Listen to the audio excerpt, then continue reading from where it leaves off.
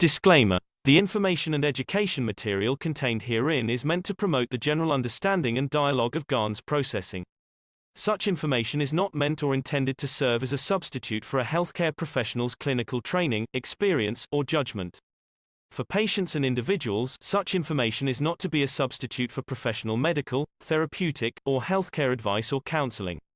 For medical issues or concerns, including decisions about medications and other treatments, readers, viewers, listeners should always consult their physician or, in serious cases, seek immediate assistance from emergency personnel. Prescription information, procedures, and use of medical devices information should be undertaken only by properly trained and certified medical personnel. We specifically disclaim any warranties, express or implied, including implied warranties of merchantability or fitness for a particular purpose. Such information is provided, as is, and is believed to be accurate at the time of its publishing, but it is the viewer's job to evaluate the accuracy of any information found in this presentation. Every case presented is of their own experience, applied by themselves for themselves, and it applies to their case only. Every person experiencing health problems should seek professional medical advice and consult their course of treatment with a doctor. The processes of plasma balancing described herein are a natural process which supports the body but does not replace medical advice or therapies one is already subject to. Welcome, everyone. This is the Kesh Corona Telegram meeting in English for February 6, 2022. I'm your host, Mark Anderson. I'll be joined shortly by Alex Skoric, and I want to thank everyone for being here today. And to add to the knowledge as we continue to unravel the process of creation, more about the creator and more about our own capabilities. I know it's a huge and vast amount of knowledge, but we're approaching it step by step, and we're all equal, even though some may have more knowledge than the others, as we heard in the last workshop, where the universal community hasn't made it much farther than man has, even though they're traveling across the universe in very short times and very high speeds. They really haven't progressed. And I know Mr. Kesh has said many times they're trying to get back to the mother, and they're in the same position as we are. The mother, of course, being the creator or your creator, which sits within you. Again, as opposed to what we've been taught in maybe different churches or different places, that the creator is out there somewhere in the heavens in the universe.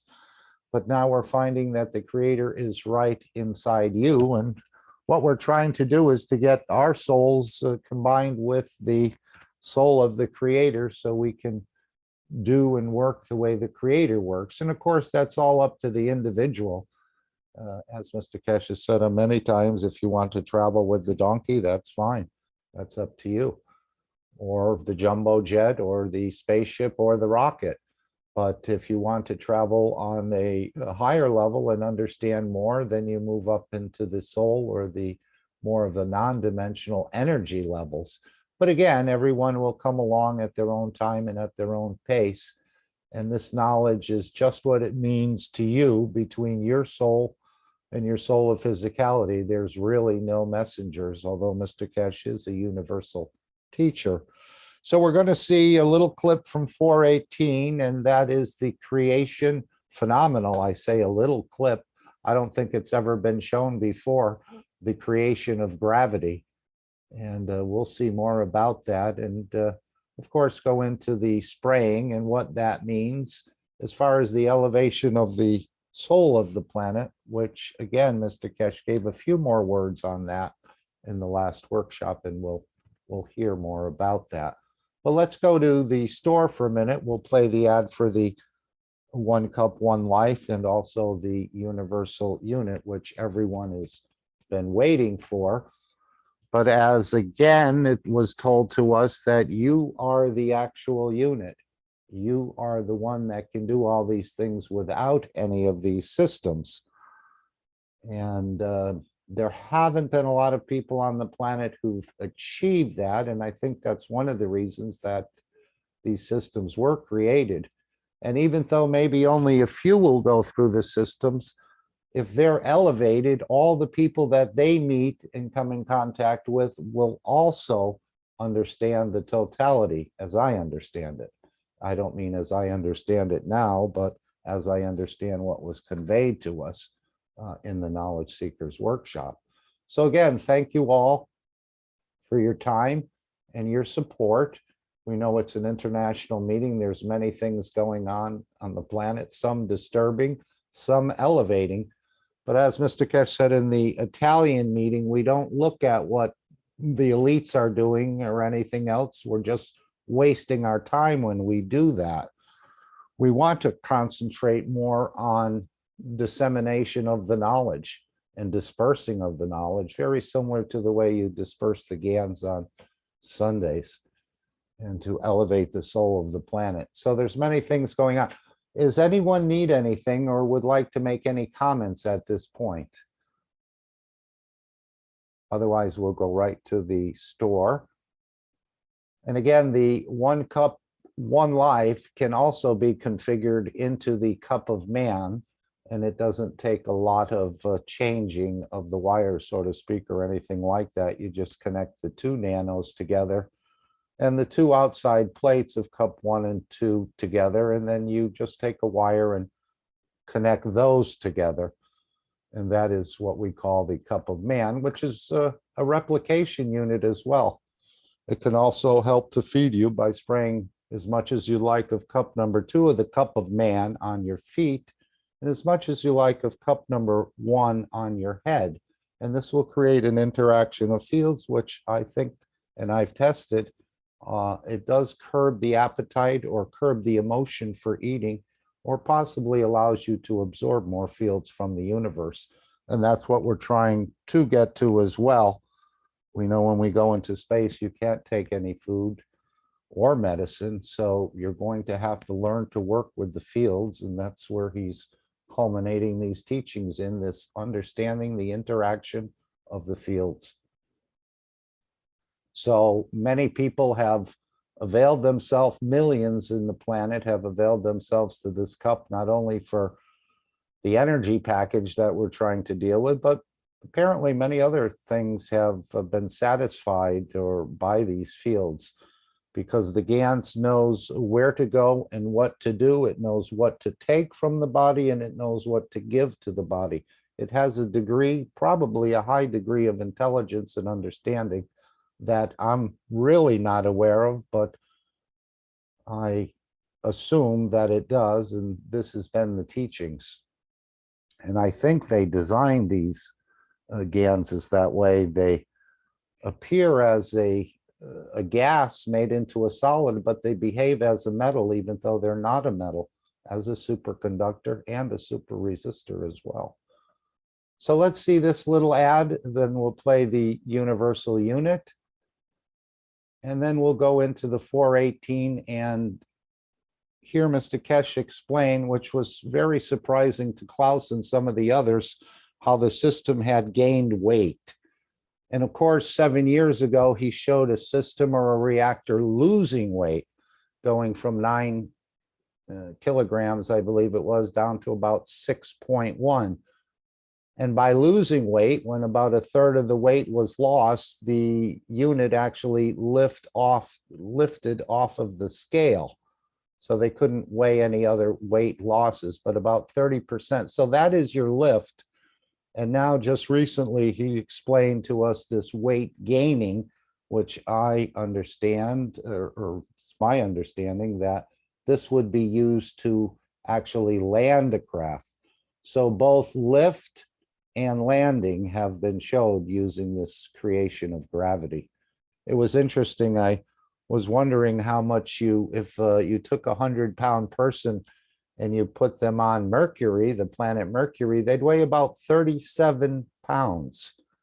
But if you, because of the smallness of the planet and the inertia apparently is smaller, but if you put them, again, this is Wikipedia, but if you put them on Jupiter, they'd weigh about a 100-pound person on this planet would weigh about 250 pounds on Jupiter. So you can see the gravity and the inertia fields make a big difference. But Mr. Kesh has shown that gravity can be created. And this is a very phenomenal thing that science has been after for a long time.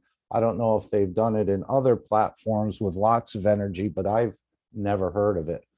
And this is the first time. So now we have the lift, and now we have the ability to land a craft by increasing its gravity. And I think that's what was shown, but we'll hear more in the workshop. So let's spend a couple minutes in the store, then we'll go to the workshop. Hopefully Alex will come in. He's going to leave early today.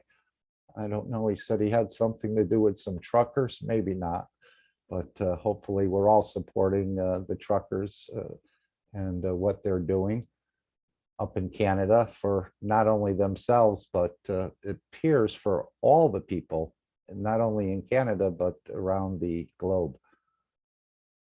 So again, thank you all for being here today.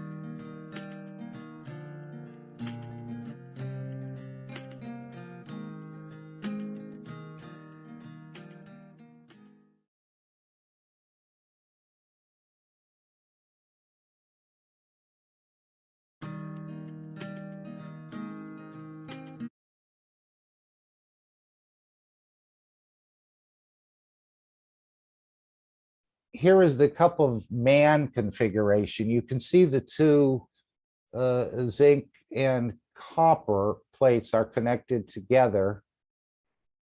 And then the two coppers are connected together, let's say in cup 2, and then they're all connected together.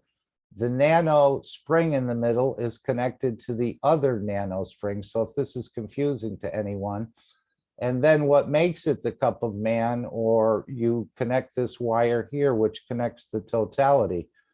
And as we've been told, if you have any issues with the emotions, you can use or place even medicine or food. Well, food probably would go into cup 2 because that's for the physicality, but it can actually replicate it as you stand in front of it. You can absorb. So if you have something you needed for the emotions, you can put it in a container or a bag, place it in the cup of man number 1, stand in front of it, and you'll absorb it. And the same with cup 2. I think you can, or the second cup in the cup of man, you can put something like food or other things, and that will feed your physicality. So not only can you get the cup 1 and 2, but you can configure it into the cup of man and do some experiments with it, because doing these tests and the experiments actually leads us to understand a lot more than if we just look at it at a picture or have someone else explain it to us. Now, of course, the Universal Body Enhancement Spaceship Unit, which everyone has been waiting for, and this is like the flagship system in a way, the most advanced, and now we see the kind of gravity it can create within it, or lift, I would say, and this will allow it to create any position in the universe.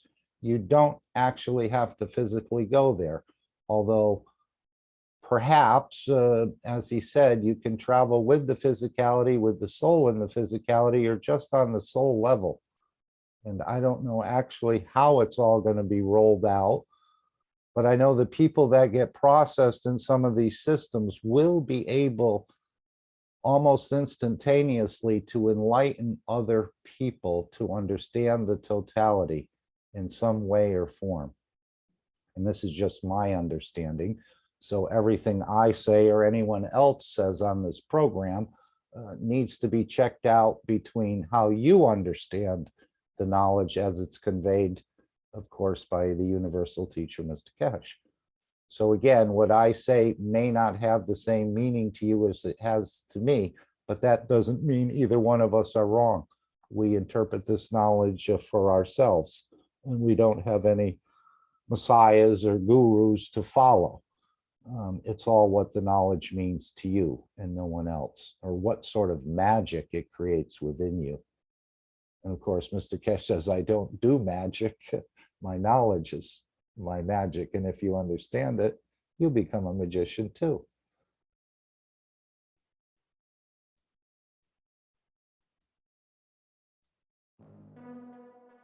Innovative, revolutionary, stellar development, purest universal knowledge. In a transformative, futuristic design.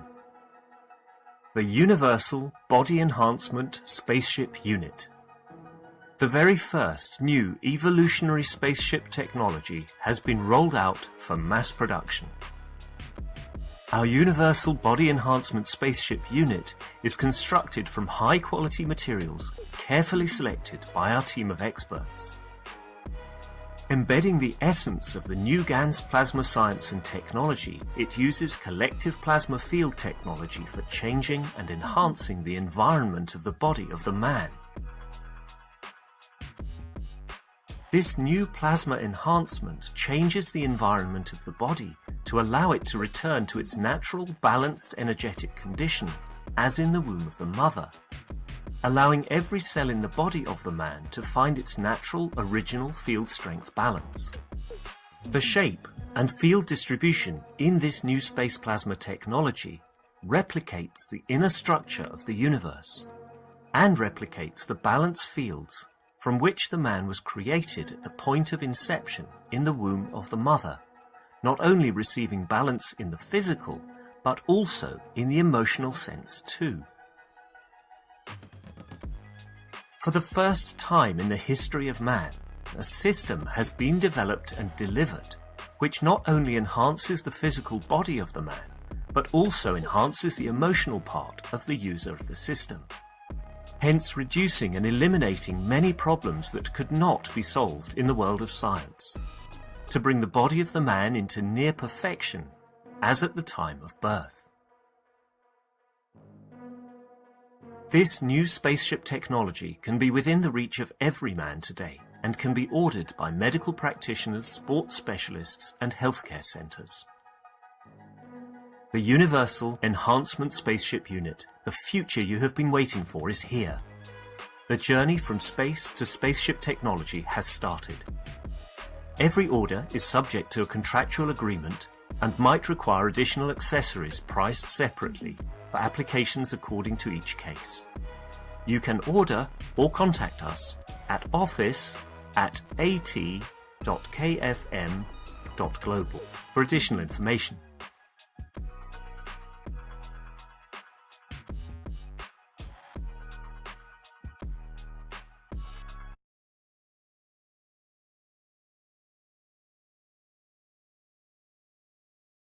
And of course, these systems, you'd have to add one more zero now. I think Mr. Kesh said these systems are now valued at $10 million. So each copy. And they're so impressive that even the universal community is probably going to park their craft and start to learn the techniques of the way the creator moves around the universe, because this is the whole idea of reaching that level, or embedding or getting in touch with the soul, your soul with the soul of the creator, which is all within you. So I cannot find it for you. I need to find it for myself, and maybe at that point I can share it with others. But this is the point we're trying to get at, and that's what these systems are trying to aim at. And of course they will, depending on what you want to do, because the system actually sort of grants your wishes. As he said in the last workshop, that somebody went in there with, could go in there with 20 tumors and come out with 40. He said they thought they wanted to save their life, but their true emotion was they wanted to end their life. So we have a lot to learn about this, but apparently he's asking the universal community to park their ships and to start learning a new way to move across the universe.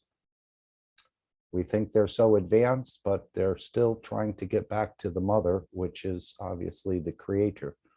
And then we know there's many dimensions and levels above the level of creator or the creator of the creators, but it all seems to be coming back to the interaction of fields that created our creator, and we came out of those fields through the process of creation. So it's a beautiful system, and it's going to be available to everyone. I know he said he wanted one on each corner of this planet, probably on each street corner, I think he was referring to. But over time, we will develop these and enhance our souls with them so we can move about. And it all depends on what you want to do. And nothing is wrong, but you will probably be left behind riding the donkey if you don't start to understand and investigate this knowledge for yourselves. And this goes to the nations as well. So it's going to take all of us apparently to unravel how these systems work and how to use them and so on and so forth. I know he said he's going to teach us. We need to be taught how to use these systems. So there is a learning curve going on, but they've been revealed, and never before in the history of this planet and throughout the universe has a system like this been made available to a civilization, as I understand it. So we're in a very good position to move forward. And of course, he has said that we're probably the last civilization that needs to be tamed. We haven't been the worst, but we do have our issues here on this planet, as we can see now with this sort of pandemic that's going on, and our knowledge is quite low to deal with it. Although he has given us the cups. At one point, he did say that the cups could handle any virus, but at another point, he said we couldn't use the cups on new variants. So again, there's a lot still up in the air that we need to understand about the process of creation and our own creator, which is your soul, which sits inside of you.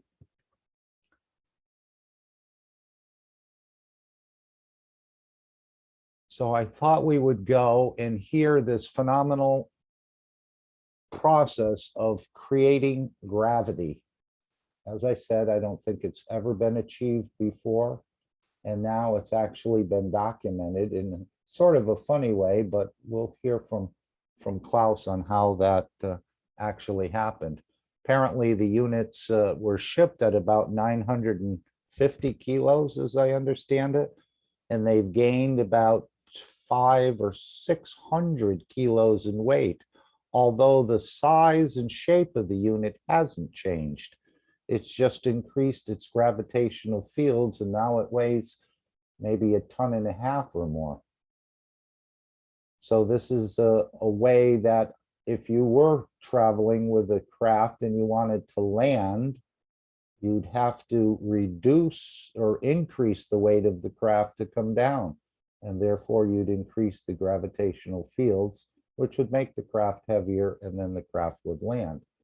But again, there's higher levels above that, because I'm sure that the UFOs can do that right now, as far as increasing gravity or reducing weight of the craft to go up and down or side to side in a way, in interactions of these two gravitational and magnetical fields. But there's a better way to do it and a safer way to do it, I believe, because some of these craft probably have trouble in the universe. And I think we've seen it here. At least there's been craft retrievals and things, whether they've been interfered with or they just failed on their own.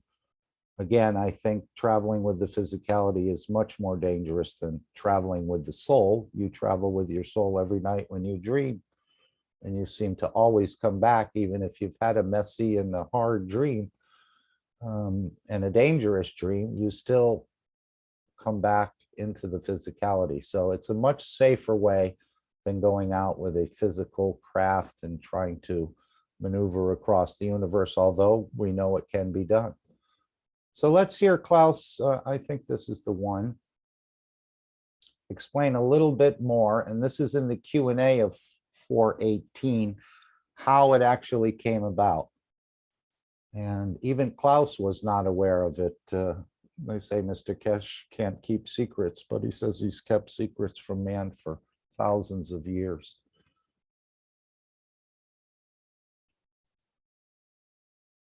And these don't always start exactly on time.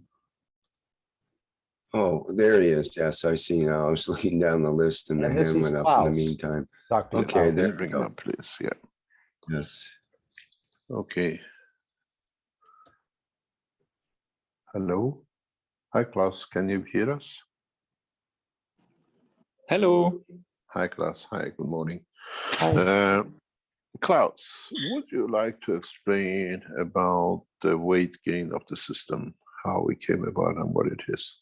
Because you're literally in it. Yes, sure. No problem. I could talk about this for hours because we had this problem when we moved the unit. I wouldn't say problem because it's beautiful to see the units in working process. But we found out that a unit, one of these two units, nearly doubled its weight after some weeks when we were working with it. We found it out when we delivered the unit from one exhibition center to another one, because we moved the units there with a forklift first. And this was a very heavy one. And this forklift, the forklift driver said already when he lifted it down from a platform, it was a platform around 4 meters high, and he said something is strange with the unit, because when I moved it up, I had the feeling it was much lighter, and now I'm moving it down, and I have the feeling this is much heavier, this unit, than it was some months before. But it was just a feeling from him. And I said, no, nothing happened. We didn't change anything. So it's the same. And he said, no, maybe it's my truck lift. And then we moved it into a truck and moved it to the new location. And there we had to move it up again around 6 meters. And I told them unit has around 800 kilo, like it was 830, 850. And they said, okay, then we take the small crane. And this crane had a possibility that they see the weight of the unit. And they made everything which was which needed to be done to lift it up.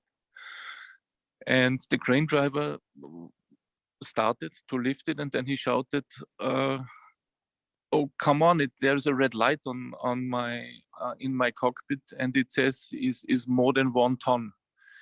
And I said, can't be. And he said, yeah, sorry, I can't use this crane. We have to go for a bigger crane. And he needed another day or two. They came with a bigger crane, and this crane had again a possibility to see the weight. And they lifted it up, and he said, we are already over 1.5 ton, I think it was. Yeah, over 1.5 ton. So they made their job, but they needed a heavy crane to move the unit up. And the person I was in contact with, he said to me, don't you know what your devices, don't you know all details about your devices? You told me it's just 800 kilos. And I said, yes, sorry, because this is new to me as well, because it has 800 kilos, and I calculated together the housing, the seat and everything, and it was not more. I thought there was a mistake from our side. And then there was the explanation which Mr. Cash brought today as well. And then we found out, yes, this has nothing to do with the weight of the metastate material, with the weight of the seat, with the weight of the platform we additionally added, which was just 100 kilos. It was the operation of the fields. And this was, of course, opening a lot of eyes of every one of us that this happened.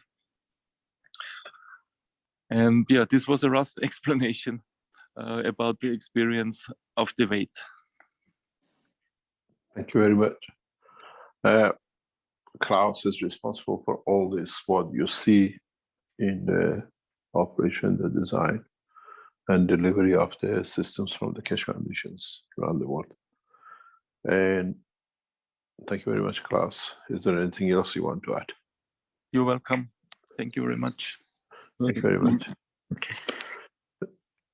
Now you understand how precise and how exactly we have entered the plasma space technology. It's not theoretical. It's by measurement, knowing, understanding. And in a way, we paid for 900 kilo of material shipped from China to Austria. These were weighed by international, and we paid for that weight as they measure every box prior to shipping. And this is what you understand, that you have already entered the space plasma technology.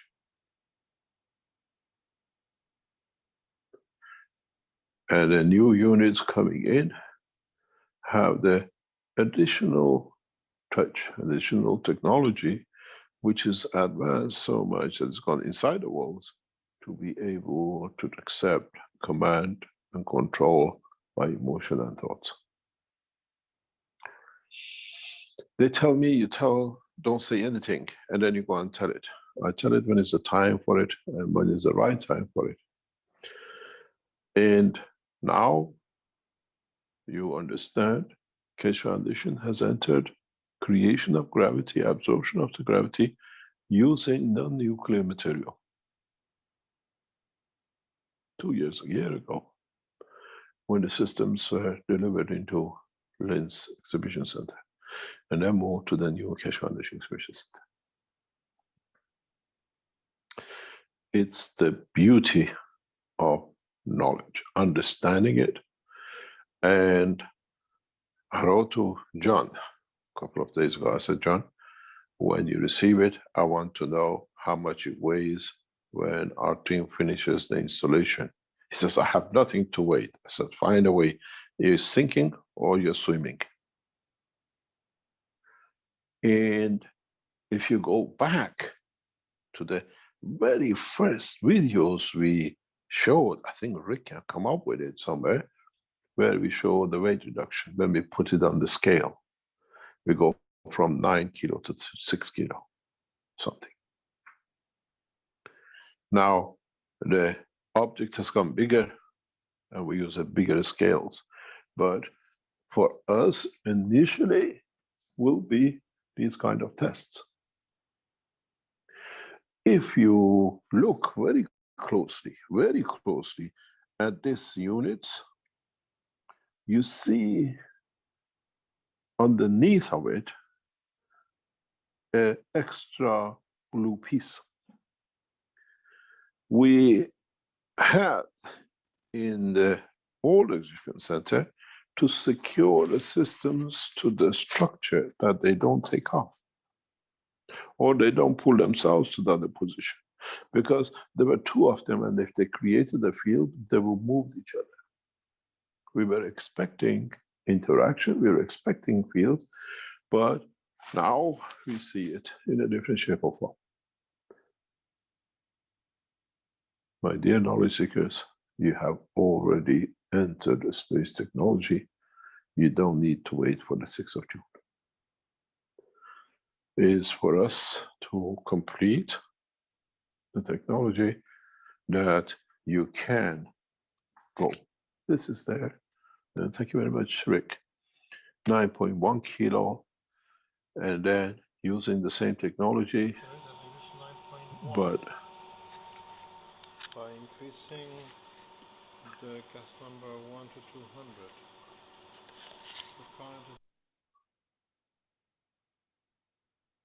further down this video, you see the same thing reducing weight. Copper coil. We showed in Belgium 10 years ago plus how to lose weight. We show some 10 years later in Austria how to gain weight. So we have the knowledge of both. And is not anymore smaller scale, now is a large scale. And you can see the weight, 100 gram drop, and then down to 6 kilo, 6.3 kilo, if I remember correct, with the small changes. So we know how to take off, we know how to gain. Now we have to connect it to the emotion of the man as a captain. I'm not there to lift and put or change gases. I have to do it because the interaction is so fast that we have no computers to do it. There's additional energy on top of the matter state. When we tested it in their labs in Austria, we could see a hidden energy showing itself on the equipment. Additional fields. And we know now, and we know how. We have reached out to the Iranian government, nuclear scientists, to allow us to ship nuclear material as part of the plasma and space technology across this planet with the permission of the governments, and it takes some time for us to do it.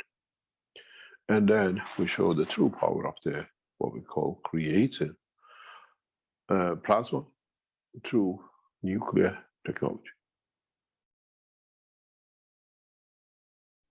Okay, so that's phenomenal to show the weight loss 10 years ago and 10 years later now to show the weight gain. So that would indicate to me you have achieved lift and you have achieved landing of any object. Of course, if you know how to play. At one point, he said you could fly from Beijing to New York in maybe 5 minutes or less. And most of that time is getting up and landing. However, with the nuclear materials, what he just said was he's asked the government of Iran, in cooperation and permission with the other governments, to ship some nuclear material. And then you can see the real work of the plasma. It'll probably be much quicker and much faster than gaining 500 or 600 kilos over several months, or I don't know how long the period was. It probably started in Linz and it continued into the exhibition center. But with the nuclear material, you'll be able to gain or lose weight probably within seconds or nanoseconds, depending on how it's staged or set up. And now it's to integrate these systems into the with the emotions of the captain. As we know, there's no steering wheel and no control panel in these systems. So that's the next part of the project of development, is to integrate with the emotions of the man or who's ever in there, to be able to do these things on a basis of thought and intention. And apparently the nuclear materials are going to allow it to happen rather quickly. Again, I don't know if it's in nanoseconds or just seconds, but this is a phenomenal achievement that's, I don't think, ever been shown on the planet before. And he didn't even have to reveal it to us knowledge seekers at this point. It may have been revealed for some of the space agencies who've been always obviously concentrated on lift and gravity, bringing a rocket back down, as we see with some of the rockets that are being reused now, but they're using propulsion or reducing propulsion to land them back in a vertical position. Now we can do it with the interaction of the fields. Not that I know how to do it at this point, but again, the science is there and it's been confirmed. So all the space agencies around the world are now aware that without fuels, you can do the lift and you can also create the gravity for landing. And I think that's what this was all about. He said with the lift part of it, once you lost about 33% of the weight, you went from 9 kilos in that reactor that we saw down to 6. It lifted off the scale. But yet we don't do that. If someone weighed 200 pounds and they took off, let's say 65 pounds, would they float? I don't think so. So the weight has been reduced, but it's something about the fields themselves that's allowing, or maybe matching with the fields of the earth to create that repulsion in a way, to create the lift. But again, this is scientific matters, which I'm not up to that level, but I'm just seeing what's been shown and been revealed to us. So I think these space agencies around the world are quite intrigued, and hopefully they'll join and get on board, as Mr. Kesh has asked them to do, work with us. And you'll achieve a lot more than in the propulsion and type of systems, burning fuel that we have now. Of course, this will be used for terrestrial travel, but of course, deep space travel as well. And even the UFOs will be, the people in the UFOs will consider parking their craft to start to learn how, again, to fly with the soul or with the emotions and so on of the man or themselves. So this is a phenomenal revelation that the Kesh Foundation is in possession of such technology, and that it can be used and shared and developed by all the nations and the people around the planet. So I think it's just a phenomenal revelation that's never been shown. And he said, don't wait for June 6th. Now you have the ability to start flying now. Would anyone like to make any comments? I know it's something we understand the results of it, but we're not understanding exactly how to do it. And I don't know how many people do know, but I know the Kesh Foundation is in possession of such technology.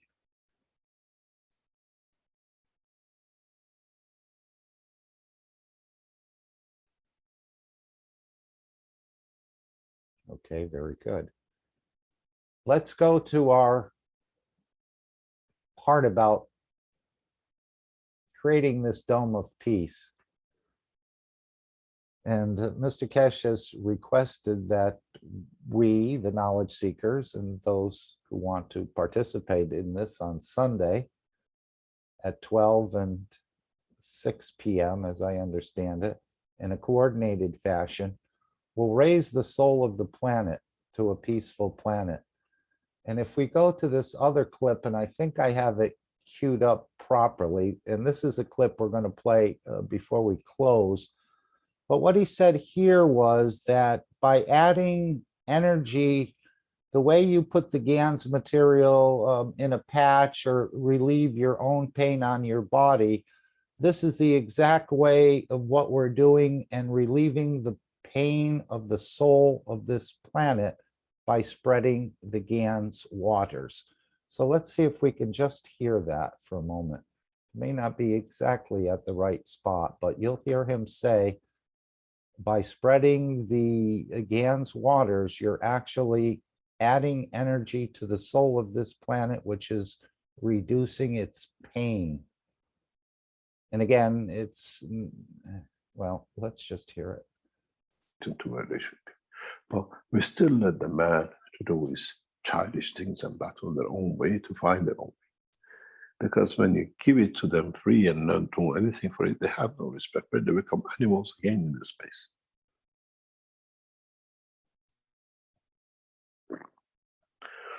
The human race is not the first race which went wrong. We have corrected all.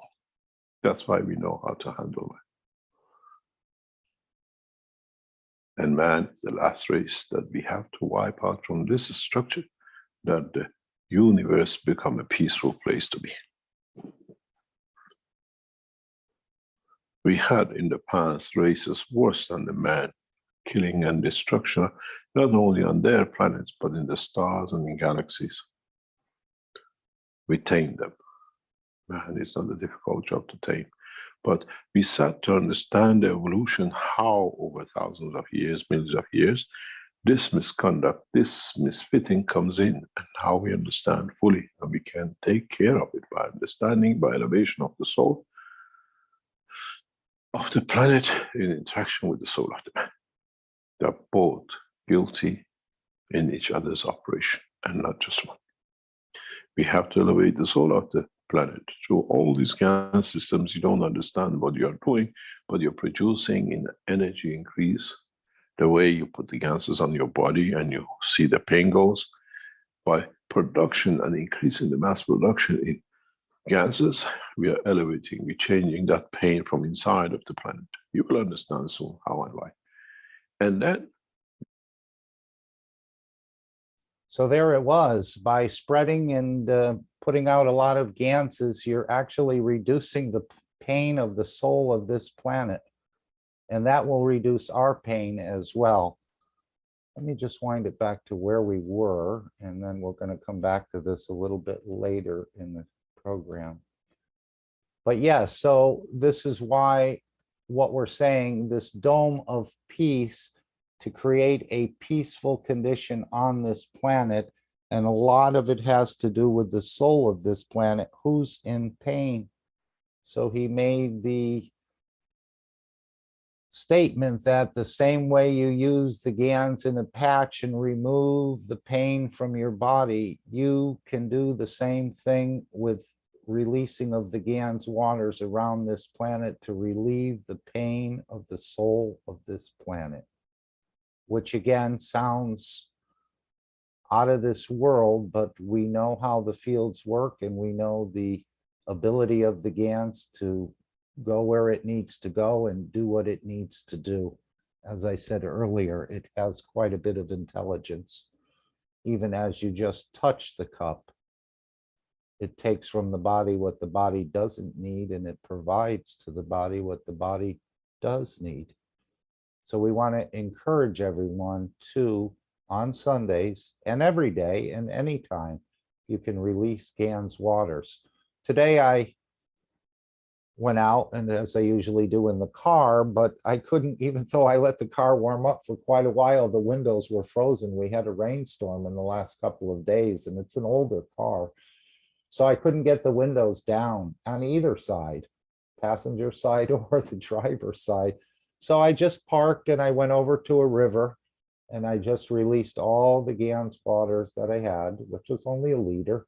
But I sprayed it into the river, and I know that river was carrying, because I'm very close to the ocean, and that river was being carried into the ocean, and the ocean's all mixed together, as we've seen with the container ship who had a little rubber ducky accident, and one of the containers opened and all these little yellow ducks seemed to float on the ocean. But then year or so, months later, they found all these little yellow ducks in all kinds of waterways in different rivers and different places all over the planet, because the whole system is dynamic.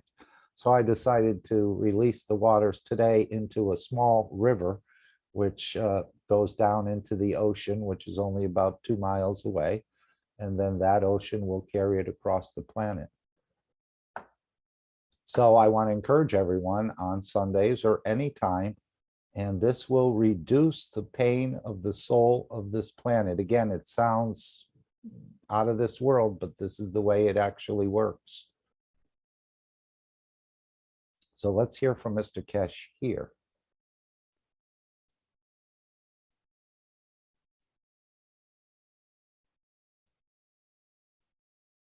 Showed it all videos. What do you think? I have the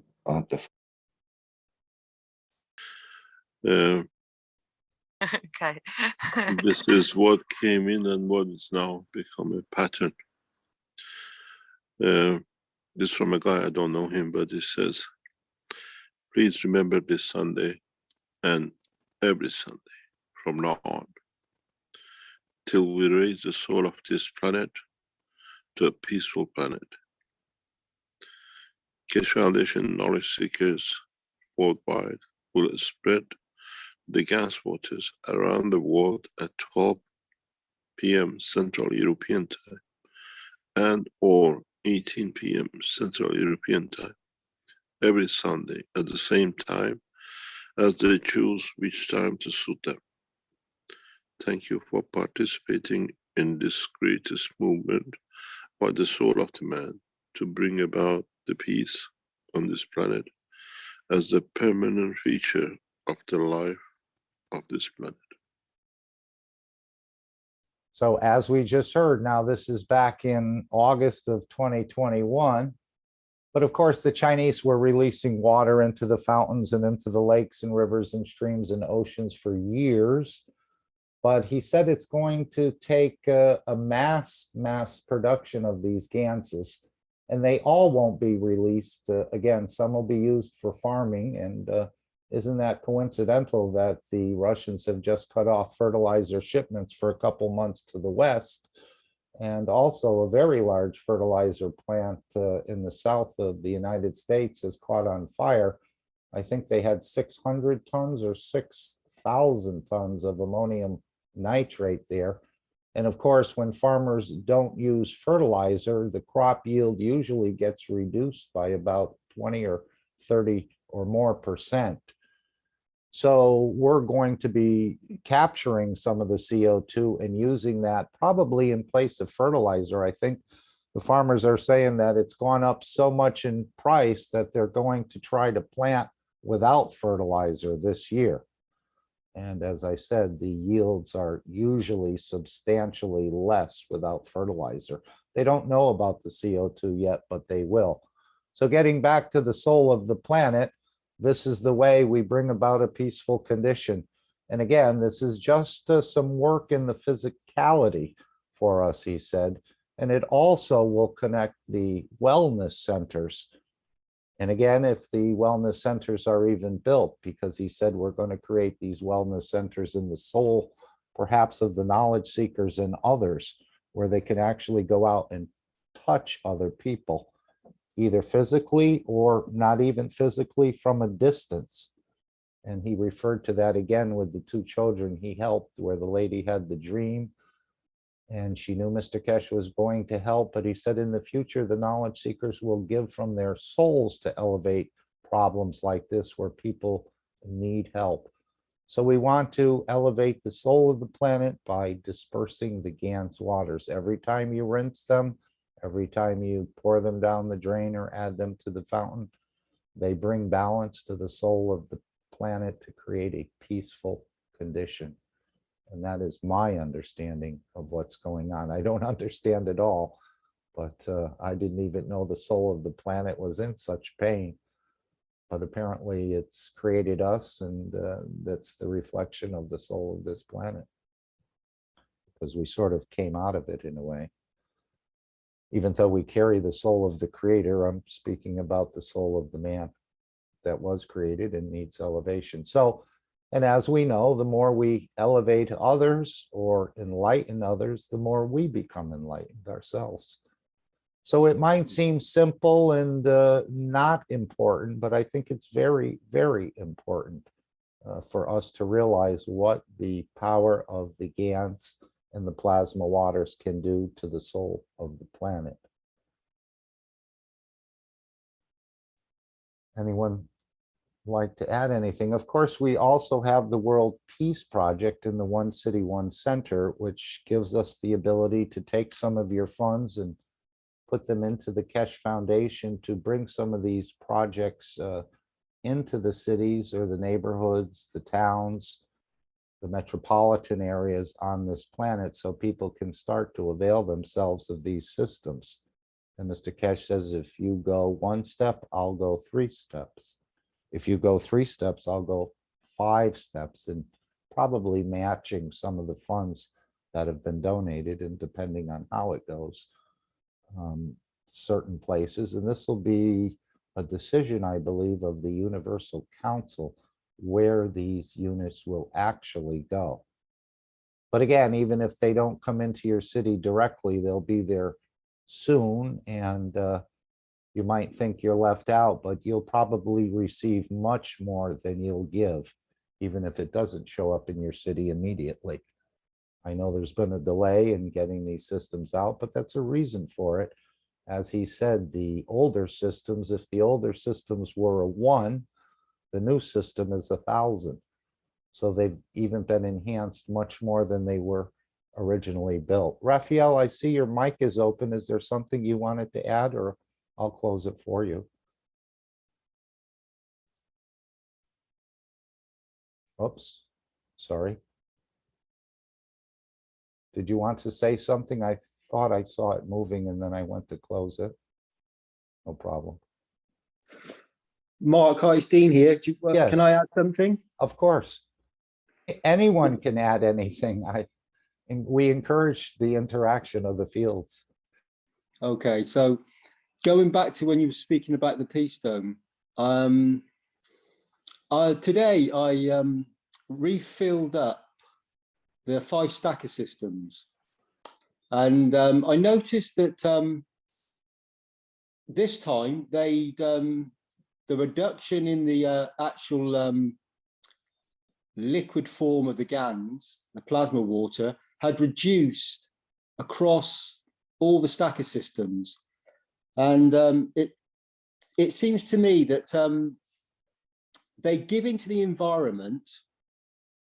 Now, if these have a soul and they have conscious thought abilities as a soul, then they will give to the environment. When you were speaking about the earth and the pains and the requirement of the planet's situation, it would seem to me that the planet has been receiving the fields of these Ganses, and I've noticed the reduction in the actual liquid itself, in the actual plasma water. And so I filled them back up today, and I noticed that across this, obviously there's 5 cups and 3 systems. And I would say that I've filled back up at least 1 litre into each container, because these are big, fairly big containers that I have. Yes, and, I saw your system. Yes. Yeah, you see my system. So I would say that I put back in at least 10 to 13, 15 litres of water again today back into the system. So that means that the environment has received quite a lot of GANs. You were speaking about putting it into the rivers and into the oceans eventually. Well, on a conscious level, I think that the GANs from these units are becoming vapor, becoming into a different state of matter, and are consciously being distributed around the environment where I'm based at the moment, which with what's going on within the vicinity of Austria is greatly needed in these moments for some of the belief systems that are taking place. So I believe that these are helping. I know that the foundation has a lot of wonderful things here within the facility of the center and everything else, but all these units that we all build and all these thoughts and intentions have their purpose, and they're all here for a reason, and they're all conscious and living. And I know that this is consciously giving to the environment that's required in this moment. So there's just some thoughts there, Mark, about the Peace Dome. Very nice. Yes, as the water evaporates, it's a container for the fields. It's actually carrying the fields, I'd say, like a taxi, correct? Yeah, exactly like a taxi. Yeah, it's yeah. Destination is wherever it's required, wherever the fields are required. Yeah. It knows where to go and it knows what to do. Yeah. And the fact of the matter is that we have, as Mr. Kess said, we've made these systems, and each and every one of us has made a system, and each and every one of us is a system.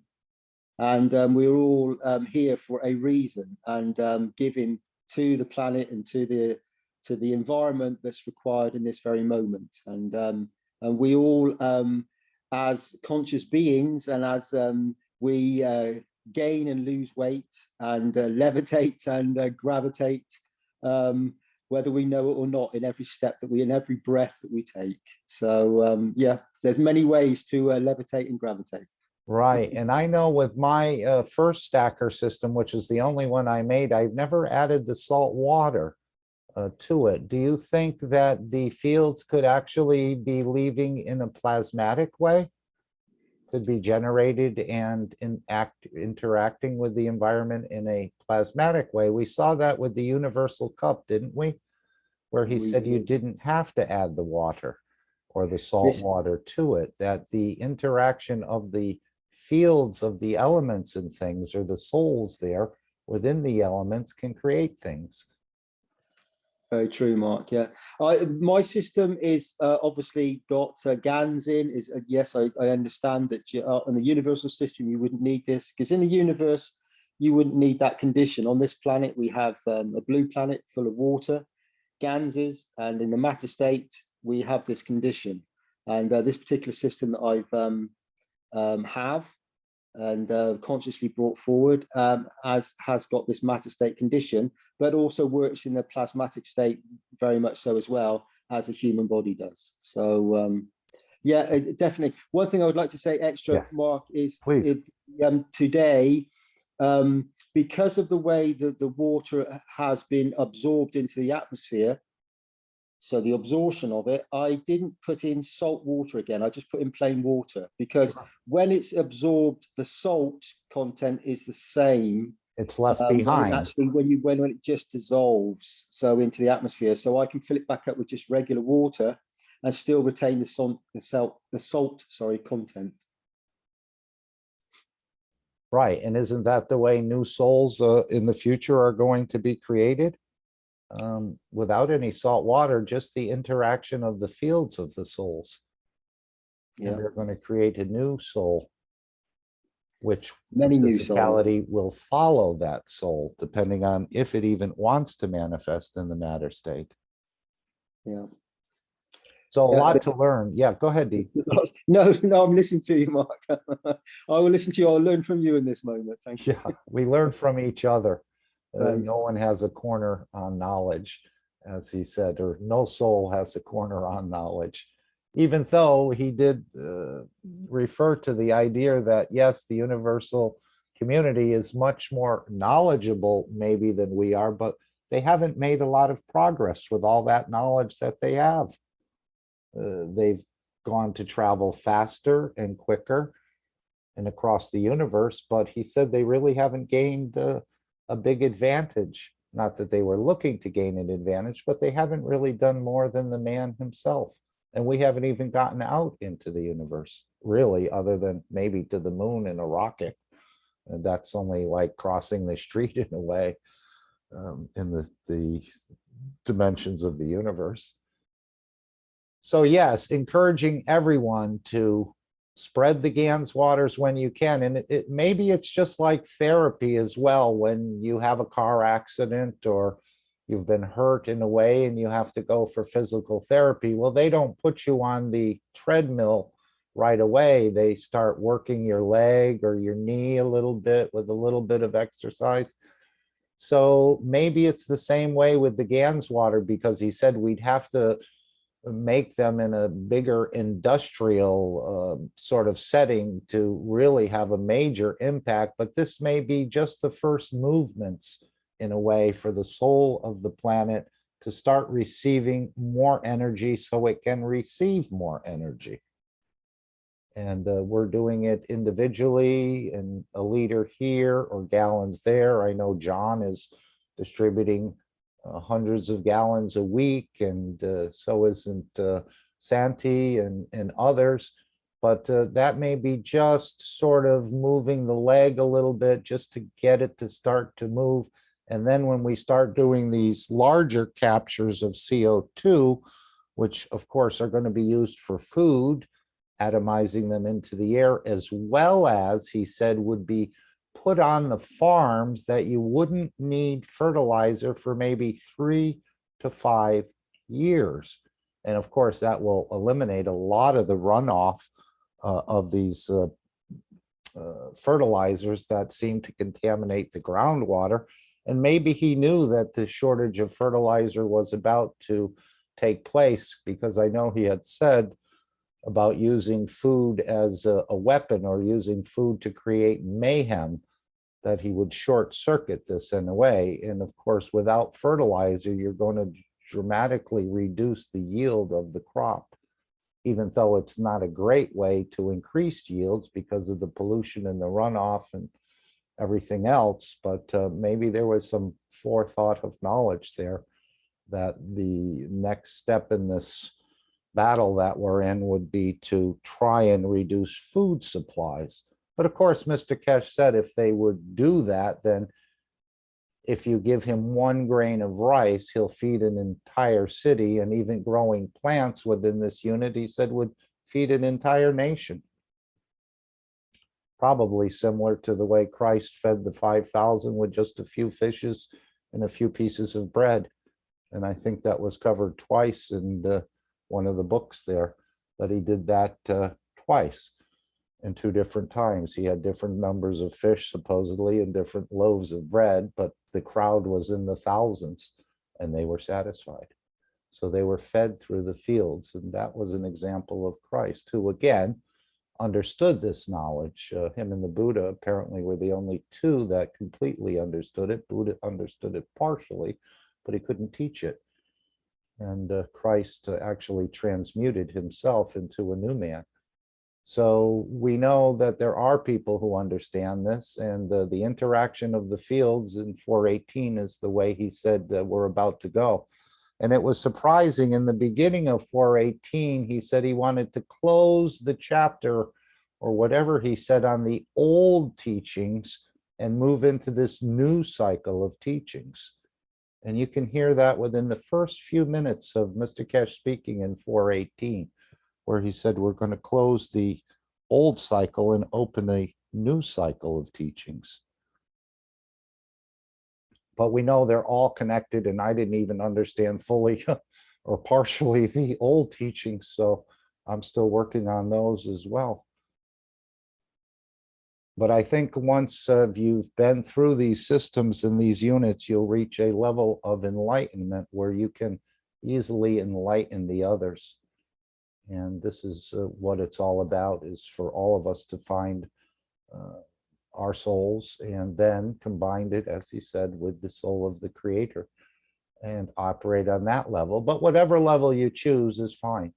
I mean, this is your choice, and we allow the souls to make their own decisions. They know what to do.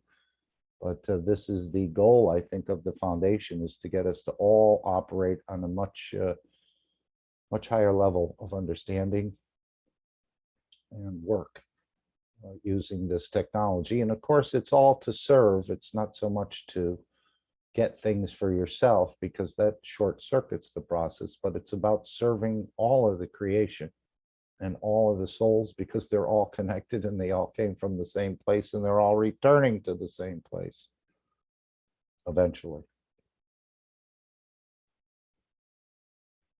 Okay, I think if Alex is ready, I know you said you had to leave a little bit early today. Alex, are you, unless somebody else wanted to add anything else at this point? Are you with us, Alex?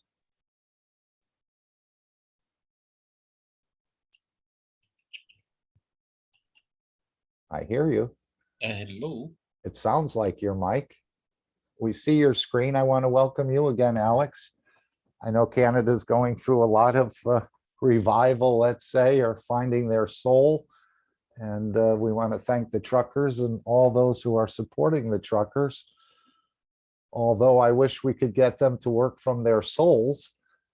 It would save a few gallons of gas, and I think it would be more effective if they were all working and creating this change through their souls. And this is what the Universal Council does. They see the problem, they create the solution through their souls, and it manifests in the matter state. And this is the way I think we'll all be operating in the future, once we understand more about ourselves, our Creator, and the process of creation. So I want to welcome you. and turn the floor over to you, Alex. Thank you again for your dedication to the knowledge and to sharing the knowledge with all of us. Well, thank you for that introduction, and I want to welcome everybody here from the North American Corona team and the International Corona team members to make this Sunday program such a success, and of course the leader of the pack, Mr. Kesh, has given us the knowledge and given us the opportunity to make our presentations in the best way that we know how. So that's what I said earlier. He's the main actor. We're just playing supporting roles. If you'd like me to play the disclaimer, I can, Alex. Oh, yes, please. Thank you. So let me just share the screen. And we'll just rewind this back to the beginning. Adjust the volume so it doesn't come across too loud. And here we go.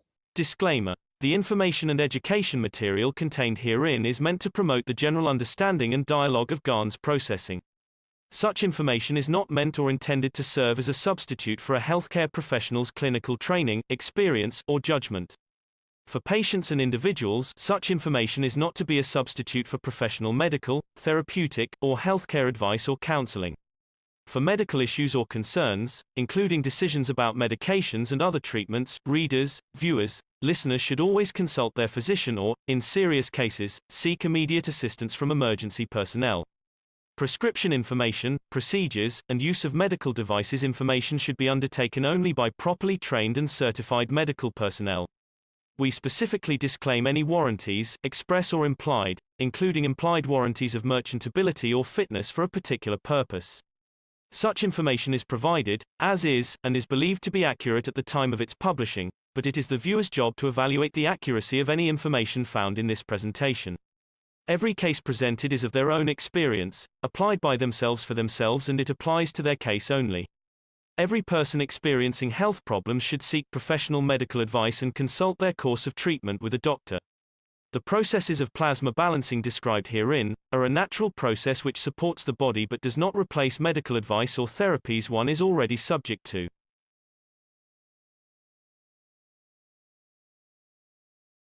And thank you, Elias, for creating that disclaimer for us. It's probably been played more times than any other video in the Kesh Foundation in the last year.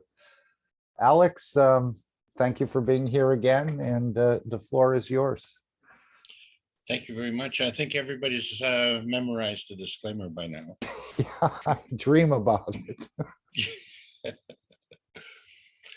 So this is a presentation of the Kesh Foundation TV network, which is part of the Kesh Foundation TV Spaceship Institute.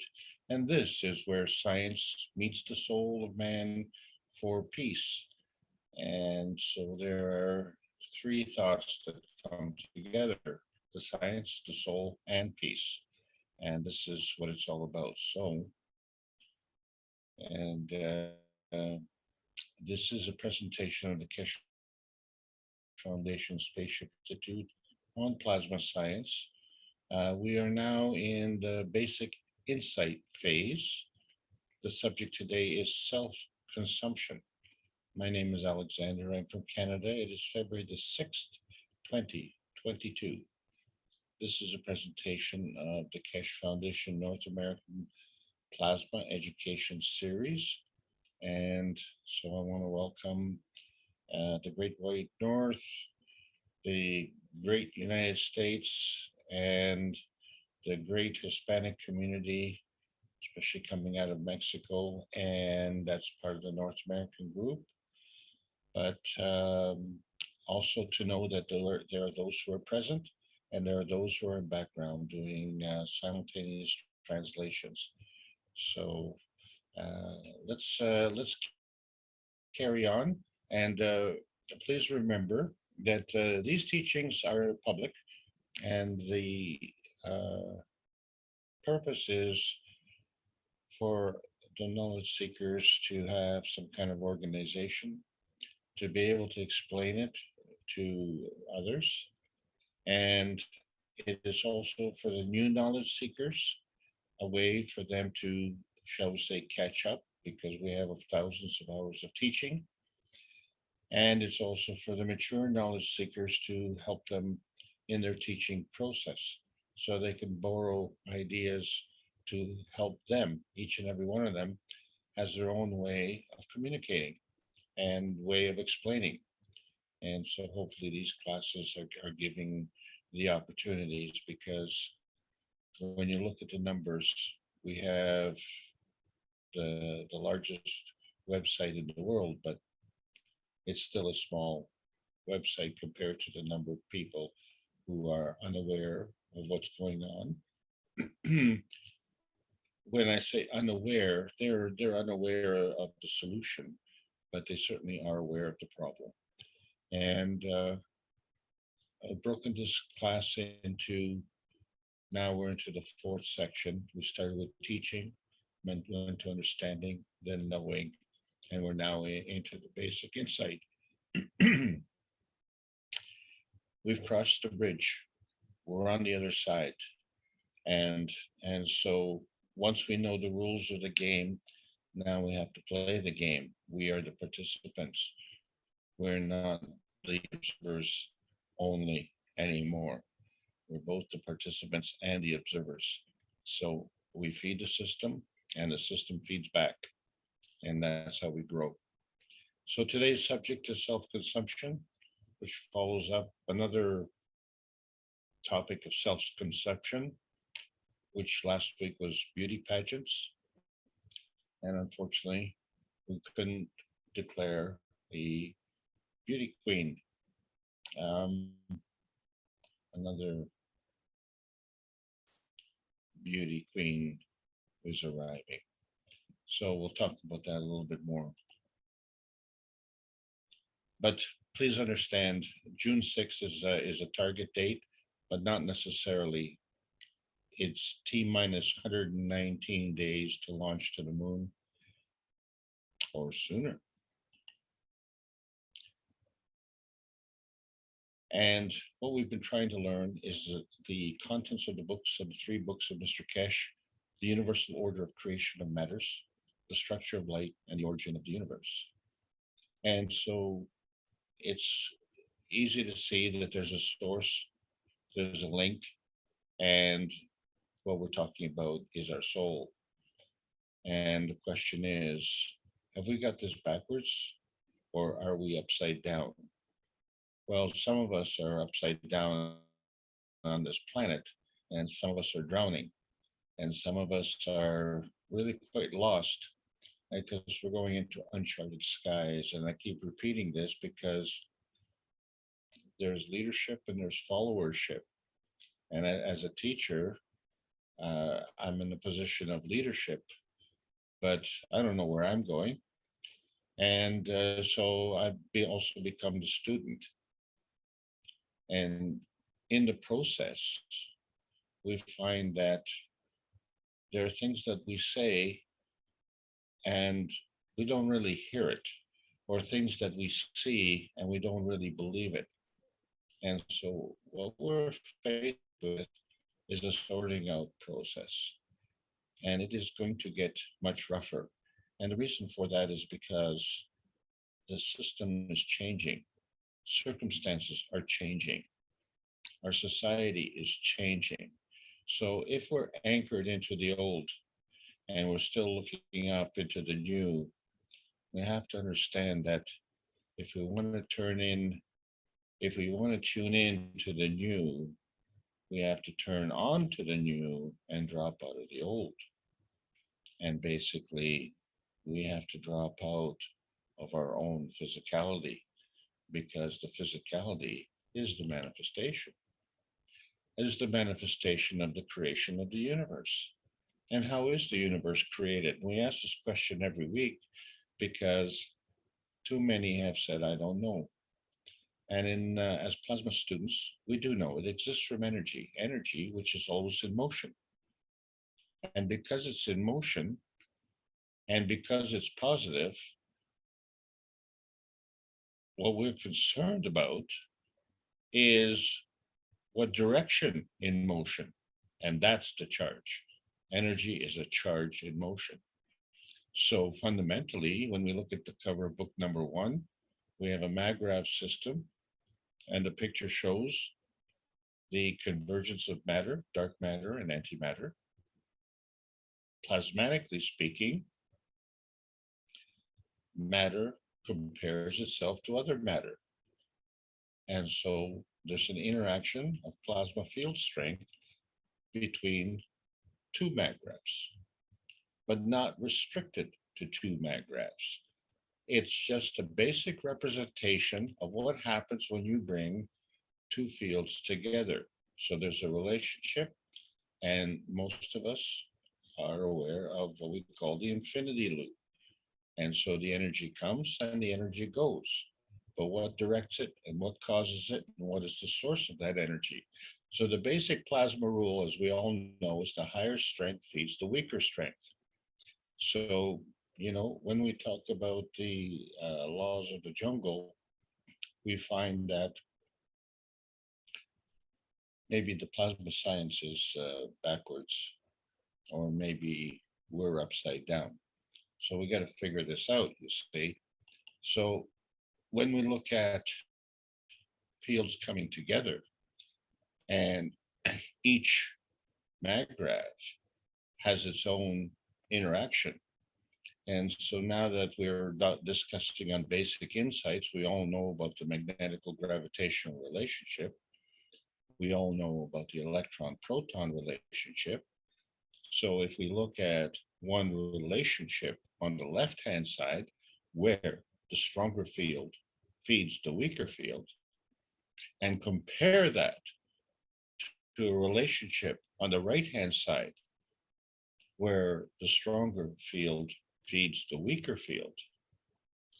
And if there is a common denominator between the two, and the basis of the maggrav is the gravitational position, and if the basis of the gravitational position is the common denominator, then field strength and rotation direction have to be common.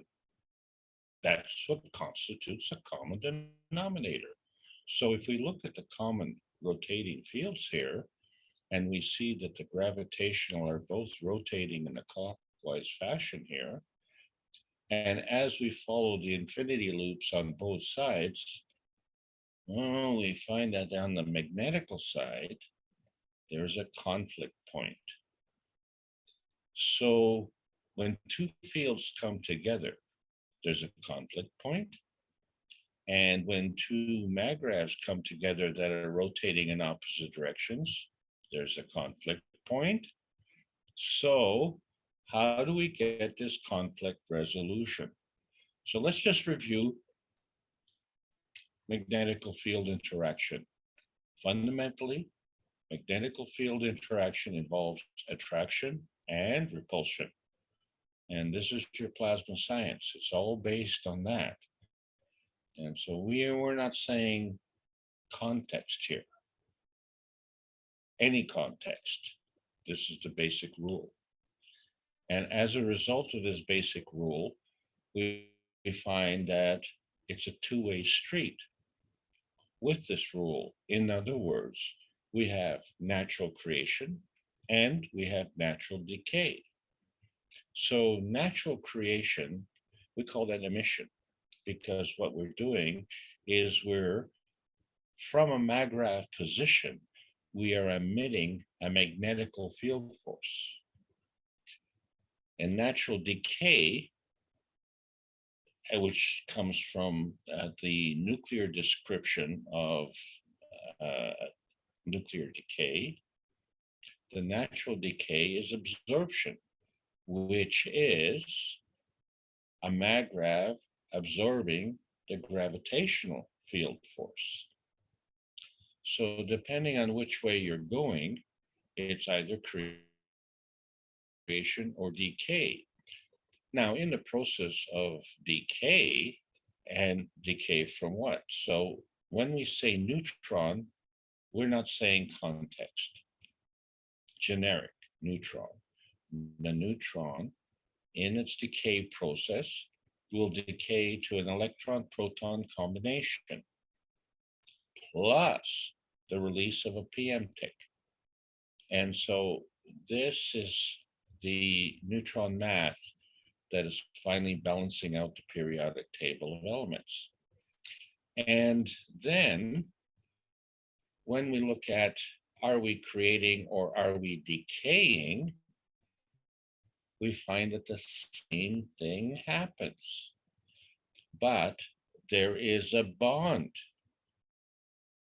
And we haven't been able to identify this bond. It's just there.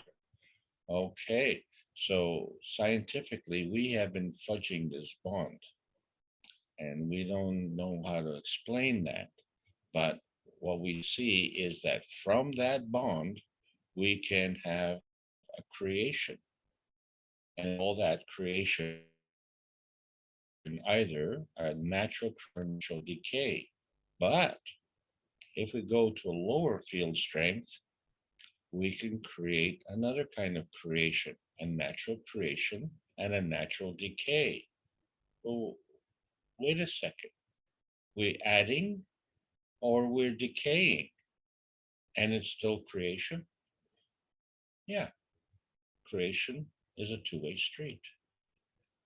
And so to maintain these bonds, there's something that is not visible. And this has been confounding a lot of people. So what we have to see in our mind's eye, the magnetical gravitational relationship. And so this may look kind of confusing, except what we have here is a magnetical gravitational field connection or infinity loop between a neutron and an electron. Similarly, between the neutron and the proton. So that takes care of the top connection. On the bottom connection, we have a different neutron that has a connection to the proton and a connection to the electron. So that takes care of the bottom half. Now, what about this bond? Well, as you can see, we had to flip the picture over because a neutron will bond to an electron-proton combination. Hello.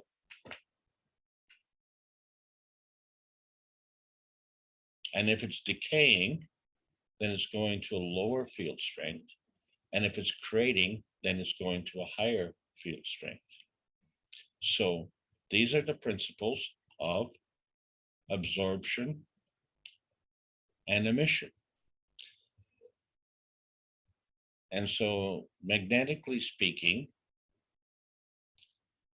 we have a residue that comes from the mag-grav position. So the mag-grav position is a balance between the gravitational and the magnetical field forces.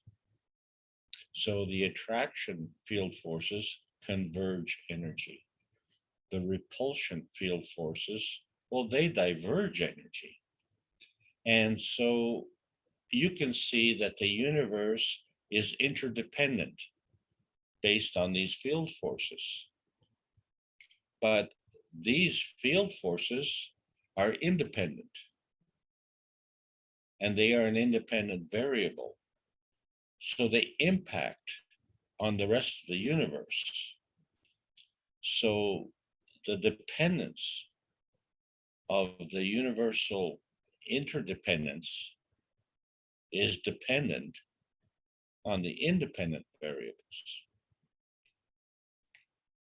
So we do have a physical interdependence, but since the impetus for the energy transaction comes from the emotional side, then we could say that the interdependence of the universe is dependent on the independent variable of the emotional transformation.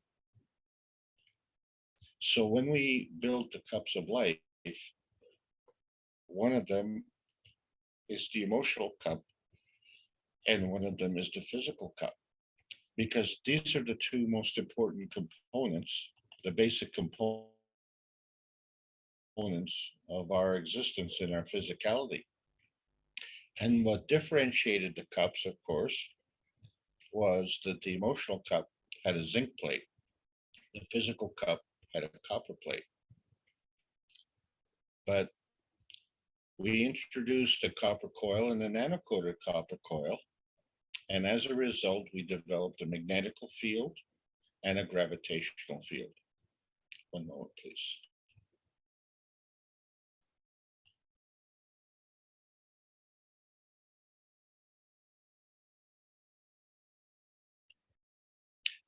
It is only until we see the comparison between the two cups, then we can see how one works emotionally and one works physically. So either we know based on the components, or we know based on the field interaction. But since this is basic insight, we already know that these cups and how they interact. And so they were designed with a purpose. And we are 2 years into the pandemic. And so if we're still dealing with that, just keep the cups at least 1 meter apart so that you can concentrate on either the emotional aspect or the physical aspect. But when we put the two together, they represent the cup of man. But both of them have the same context insofar as you provide the pattern, and then you're going to get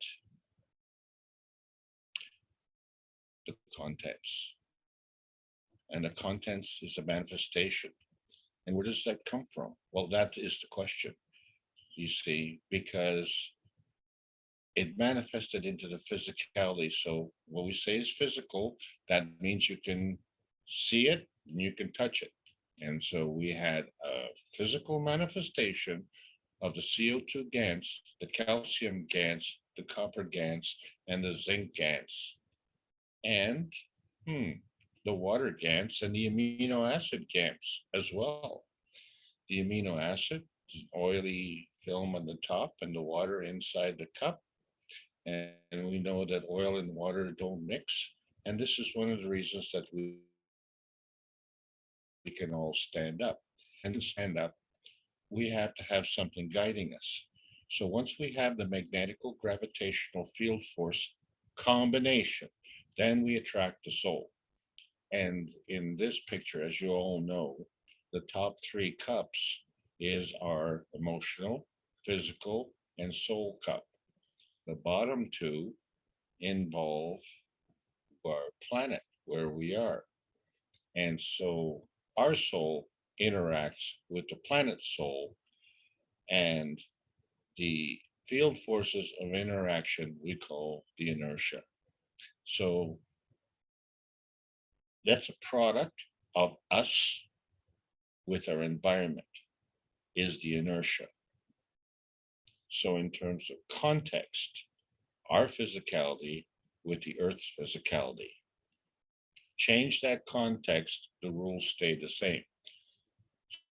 So when we look at the universal cup and the difference between the individual cups in the stacker unit, we find that there are field forces that are created dynamically. And these field forces manifest into a physical destination state. And so if we go back to our bonding fudge factor, we find that throughout this whole thing, what we really have is a PM6 fudge factor.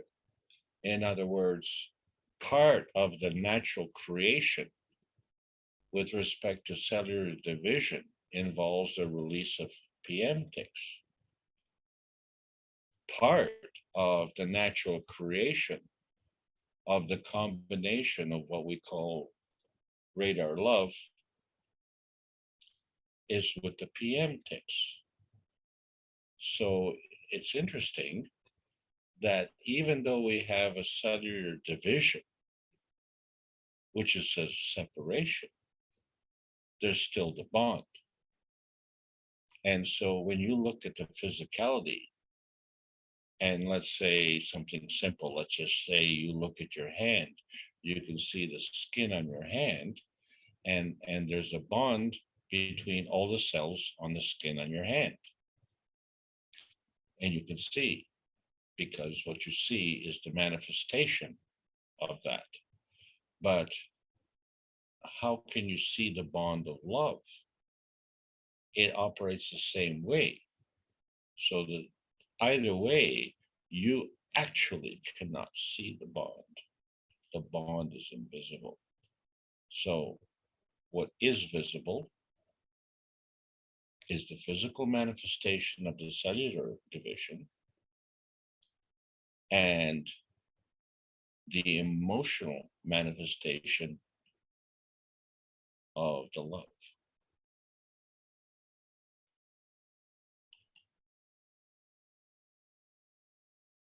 And you know it when you're there, because energy is transmitted. And so we said the x-axis is transmitted through rotation, and the y-axis is a transition of energy that we are alike to polarity. So when we have a crossover between transmission and transition, this creates some kind of a perpendicular vanishing point. And we found that another fudge factor pi could not figure out how do we go from a transmission transition crossover into a field where we have emotional creation and co-creation, and how we have soul dimensions and soul geometries, and do what we call as target practice. And target practice is really what it's all about. So when you're doing target practice, you need a target. So this is your transmutation field, your z-axis. And this field has a size, so that's dependent on field strength. So field strength is derived from the direction and strength of energy flow. And so the direction of flow is the gradient charge. How strong the flow is the charge gradient. And the reflection of this is in the plasma, which is at the core and interacts with other plasma. And when it interacts, that is your dynamic plasma. And the energy flows between plasmas. That's your energy in motion. And how it flows is dependent on charge. And this charge can have a synergy and a susceptibility. And this is where your relationships come in. And with relationships, you have references. It is from those reference points that you can transfer through different ranges. And to go from lower ranges to higher ranges, in other words, lower field strength to higher field strength, is called transcendence. So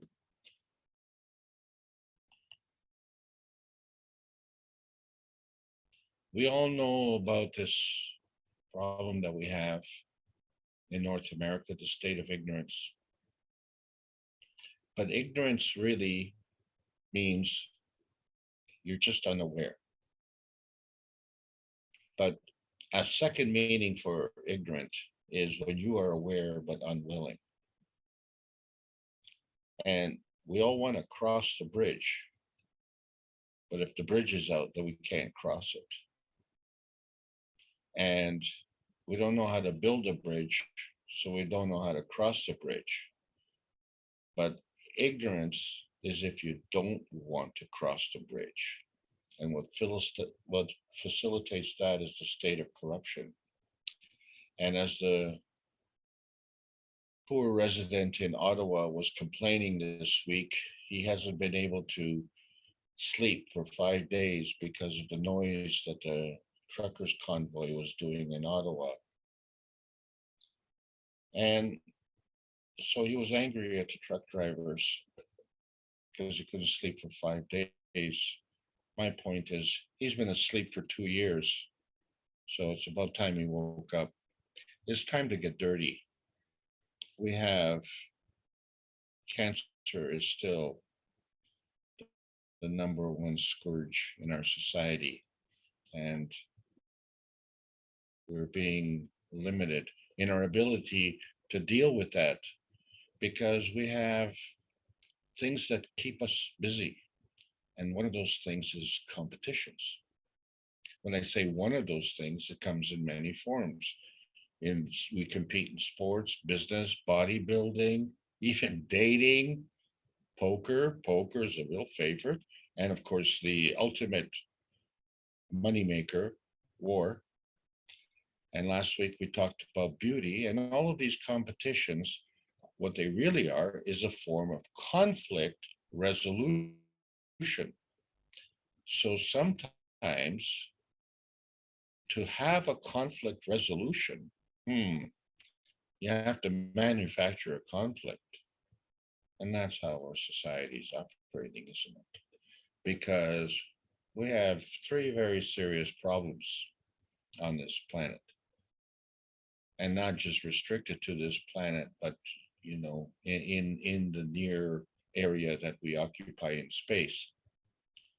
And that is, we still do killing, primarily through war or primarily through feeding systems. And when I say both of those are primarily, well, they're part of our life on a daily basis. And of course, there's always jealousy. That's one of the things that we see in the competition. You're better than I am. You're more pretty than I am. You have more things than I do. You have more food than I do. You have more land than I do. Just things are better for you and not for me. And so it creates a feeling of jealousy, another form of competition. And then, of course, we have the conflict resolution, which are the trophies. So this is either manifest as a kingship or it's manifest as a substitute crown, some kind of trophy that you can raise over your head and cheer along with the public that says, you know what, we're better than our neighbors, even though we're all on the same planet. So part of the problem in the competitions is, in order to be better, in order to be considered better, you have to be better. Okay. So you need substance. But if you don't have substance, then bafflement comes in. Bafflement or sizzle. That's what they call the sizzle. You don't have the steak, so you can't sell the steak. You can pretend to sell the steak, but you're really selling the superficiality. And what you're really working on is an emotional tugging. Tugging at the emotional heartstrings of people to fulfill their competitive needs or their conflict resolution. And if you don't have the substance, then you have to substitute for the sizzle.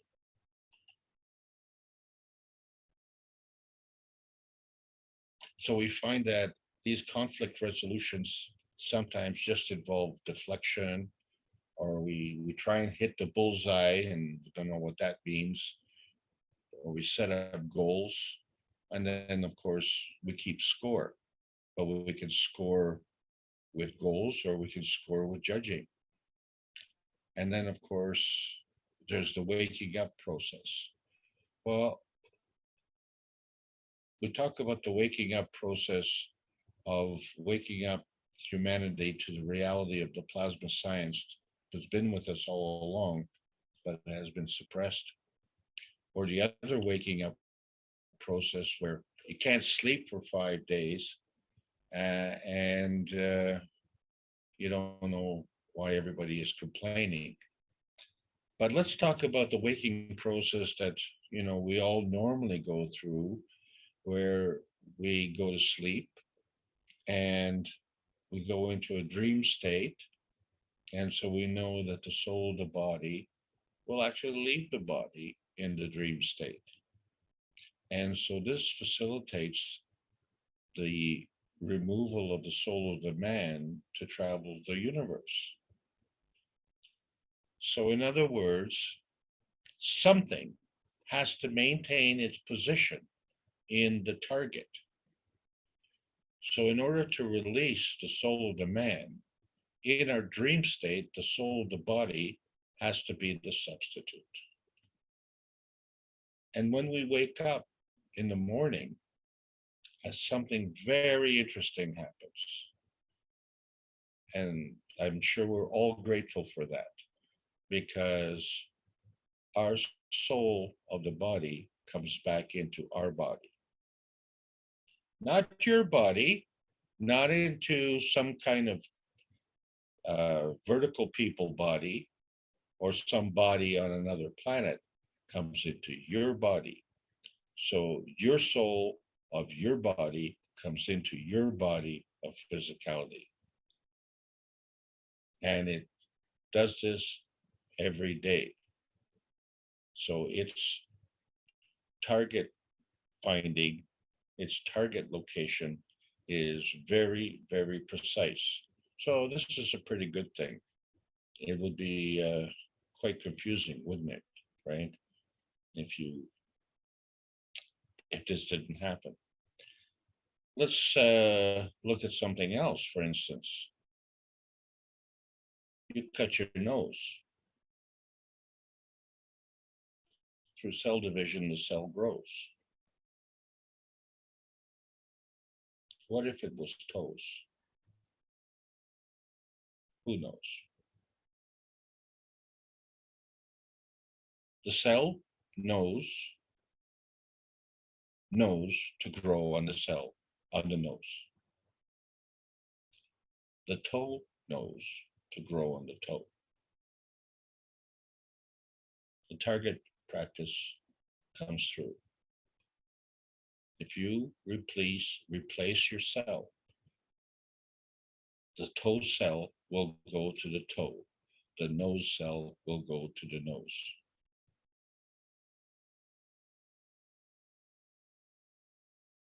Very, very precise. And it would win the gold medal in the Olympics, wouldn't it? But this is the art of dreaming. And so the art of dreaming, every night we can go into our soul connection.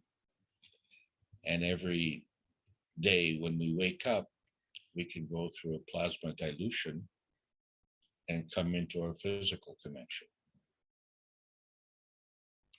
This is pretty cool. But at some point, there's a crossover point between that verification point and that validation point. That is our point of existence. That is the point where we are doing the transmutation. And that point is our balance point. And that balance magrat is invisible. And by not recognizing that, is placing limitations on our soul. So now we have an opportunity to see that we have been able to create GANs, and that this GANs has an energy containment, an energy field, and an energy interaction.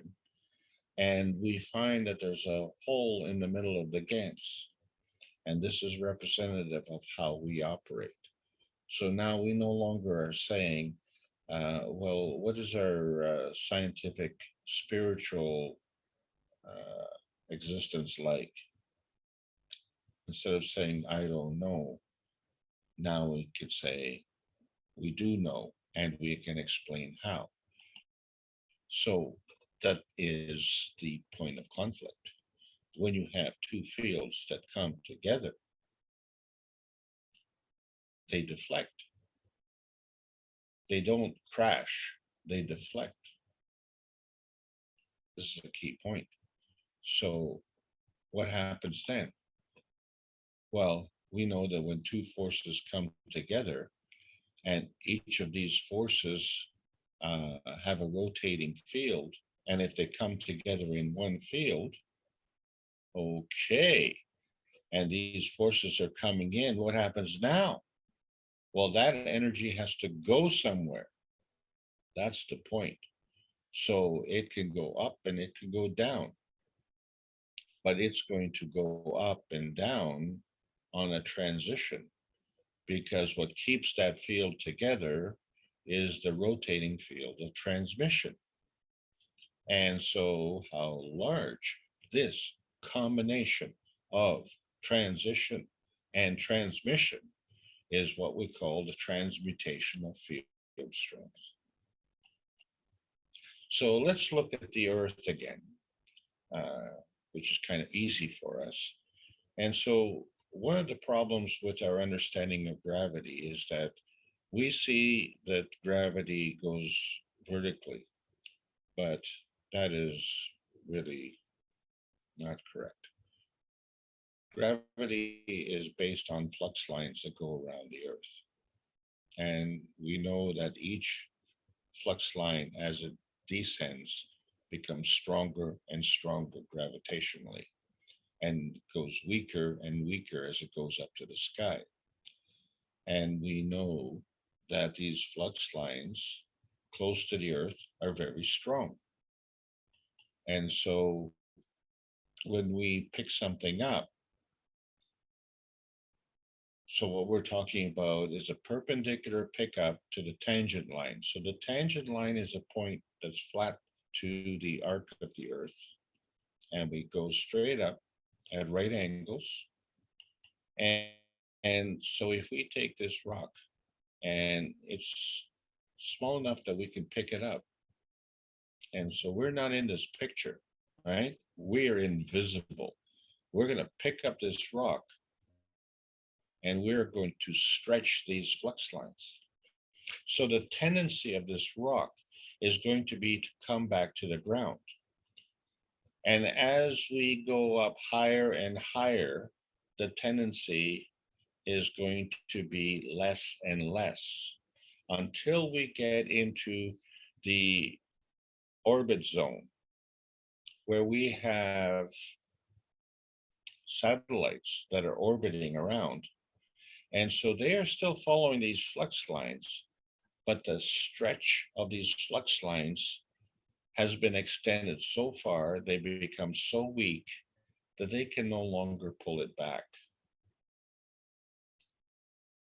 But they do pull it back some. And that is why these satellites rotate in orbit around the Earth. But as we get closer and closer and closer to the center of the Earth, more and more flux lines are engaging, thereby making the gravitational force seem stronger. And we call that acceleration, because these flux lines seek density. And you know that because when you release this rock, it is going to come crashing down to the surface of the ground. And you best be quick to remove your feet. Otherwise, that rock will crush your toes. So why is that? Because if the flux lines seek density, then by lifting the rock, below the rock, above the Earth, is air. And the air is less dense than the rock. And the Earth is more dense than the rock. So if you let the rock go, the rock will come back to the Earth, and it'll stop at the surface of the Earth. Okay, so what happens if 4 knowledge seekers come and pick up a rock? So they're not visible in this particular picture.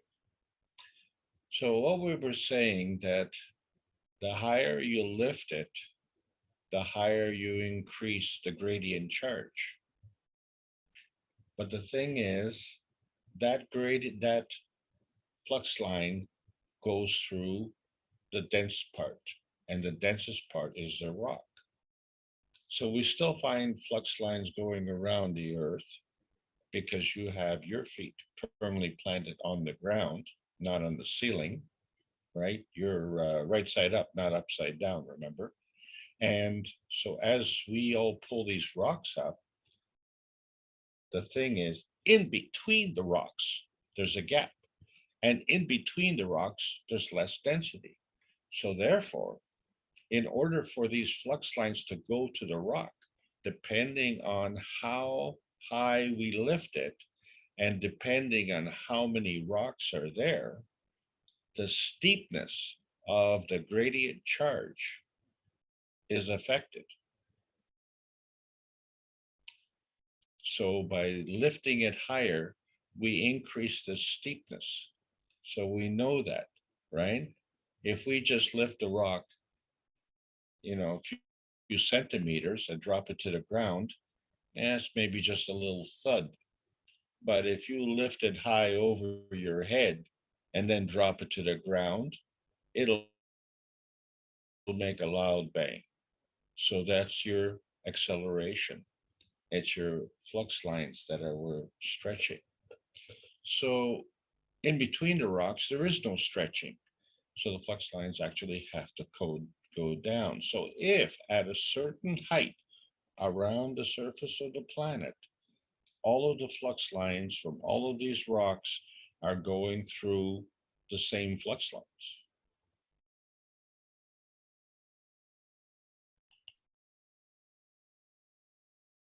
So starting on the left, and let's say pick one flux line, it's going to go up into the rock, then it's going to have to come back down to earth, then it's going to have to go back up into the second rock. It's the same flux line, then go back to the earth, and then go back up to the third rock, same flux line, and then go back to the earth, and then go back up into the rock. So that one flux line is going into 4 rocks and 3 gaps. Oh, sorry. What you have here is a wave. And this is why waves are manifest into physicality, because this is how we play with waves. It's not how the plasma works. The plasma doesn't have a wave. The plasma has a field strength. So the wave is going through this field strength. That's the difference between physical science and plasma science, these flux line waves. If we look at water and we say, okay, if one level of water is higher than another level of water, we have a waterfall. And so we could do this as a waterfall or a terracing or some way to get a flow of water based on a gradient. But now that we understand how flux lines work, we can create a water bridge. Now to start the water bridge, we have to siphon the water. And then we're not dependent on a gradient, we're dependent on a capillary effect. And the capillary effect follows the flux lines. Yeah, so there has to be some kind of physical connection for that, because what we're trying to do here is create a daisy chain. So the connections of all of these bodies of water is a physical water bridge. But what about the flow? Something has to come in. And if something comes in, then something has to go out. Sounds pretty basic. And then how fast does it come in? Well, it all depends on how fast it can go out. If it can't go out, then it can't come in. And this is how farmers feed their cattle. They have a cattle trough with a flotation valve. And if the water doesn't go out, then the water doesn't come in. But if the water does go out and the flotation valve opens, then the water can come in.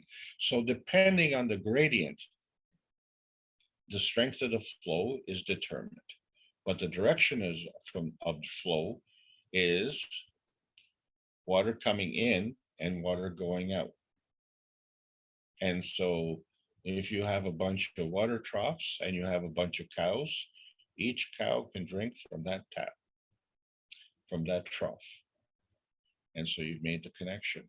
And this is a daisy chain. But this daisy chain is representative of a wave field flow. In other words, if you were to take a stone and drop it in the water, and assuming that that was a still body of water, that stone would go per clunk and radiate a wave from that center point. This is an external energy force coming in. That external energy force coming in as a stone that you drop into the water is the point that it comes into the water. From that point, the waves radiate out. So the in is the center and the out is the out part, the magnetical part. In other words, the in is the gravitational, the out is the magnetical. And then you have the in-between connection. And how many parts can you put in that connection? Well, you know, how big is large? And what does it taste good? And what makes you feel good? So in order for these field forces to come together, plasmatically speaking, so if we have a magnetical gravitational field force context on one side and a magnetical gravitational field force context on the other side, and the two come together, they cannot come together on the same dimension because of the common denominator. The common denominator is the gravitational basis of the maggrav position. So they'll be the same. So there has to be some kind of conflict resolution. So what you have is a 90-degree rotation on the perpendicular.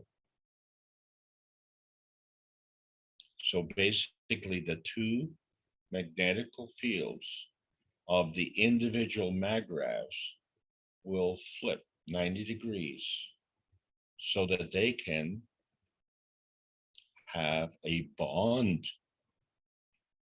And that would work, okay, because you have the flux lines on the left come up to the flux lines in the center and come back down to the flux lines on the right. Kind of wave. And so we have choices. And these choices are, we can be self-consuming.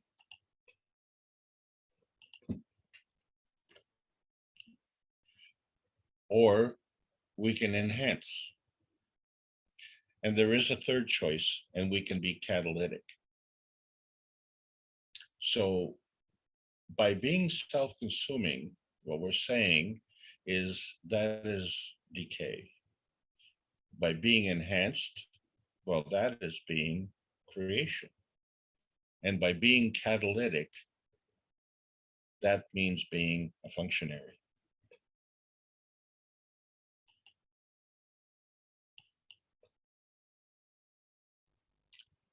So we can now talk about conflict transmutation.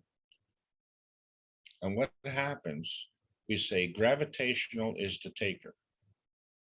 And so we increase mass.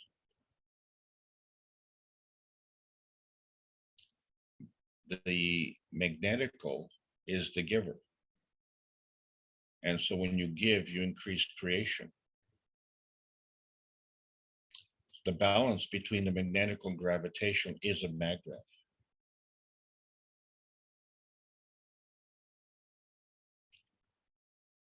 It creates a field. So now you have within that field the transmission between two field forces, the transition between those two field forces, and the field that's created, which is a representation of the conflict transmutation. And how you do this conflict transmutation is your success in understanding the plasma science. So the Earth has done its manifestation. And so we have a northern hemisphere that rotates in one direction and a southern hemisphere that rotates in another direction. But when you bring those two fields together, we have a well-organized rotating planet where the sun rises in the east and sets in the west. And it's reliable. It does this every day because it's perfected its target shooting. It's had target practice. It knows where to manifest. And we know where to manifest. So if you're in the northern hemisphere and you go to sleep and you go to dream, and someone in the southern hemisphere goes to sleep and goes into a dream, they can travel in their dreams. But when they wake up, the guy in the north is going to come into his body and it's still going to be where he left it. And the one in the south is going to come into his body in the same place where he left it, right? So we all have the proper target practice and the target success, because this is the essence of the gravitation. If there's a common denominator, then we have this successful manifestation. And that's the point. Okay, so that's in the physicality. Well, in the universe, we don't have direct connections, we have contiguous connections. And the target practice comes from the common denominator. So if you have a soul that's traveling, and if you have a body that is also traveling, there's a common denominator. So your soul is going to come back into your body, and your body is going to deliver your soul. And so this is the perfection of the space travel. And we know that because we have 26,000 truckers who are all independents here in Canada.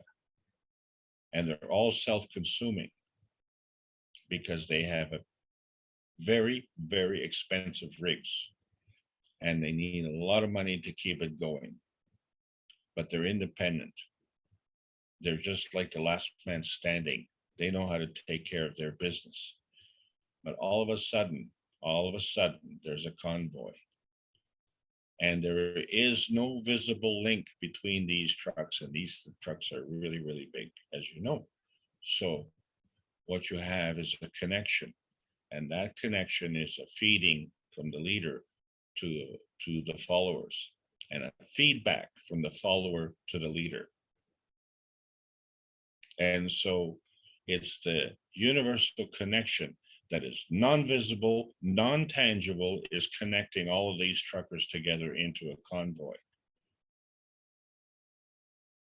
And it transcends the truckers, right? Because name an industry that hasn't been hurt by what's happened in the last 2 years.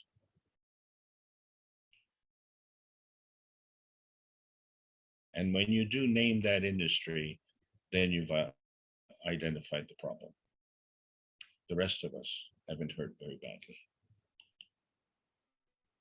So what does that mean? Energy comes in, goes out, goes around, or just passes right on through. And this is all has to do with the magnetical force fields of repulsion and attraction. So when you repel, you emit magnetically. When you attract, you absorb gravitationally. And so we know that on our planet, our connection is between the crust of the Earth and the magnetosphere. The Earth's connection is between the magnetosphere and the core. And the interaction of our field and the Earth's field and how successful we are and what we do is based on susceptibility. And now we have new possibilities.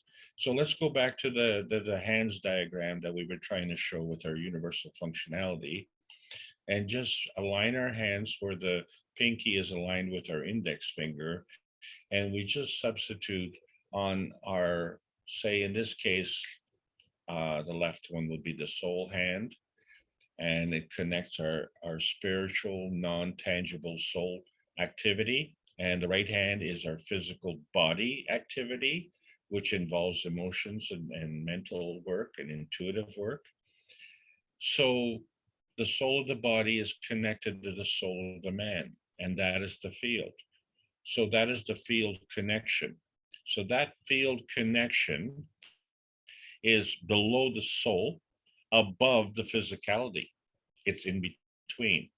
That is the non-visible connection. But if we realign our hands,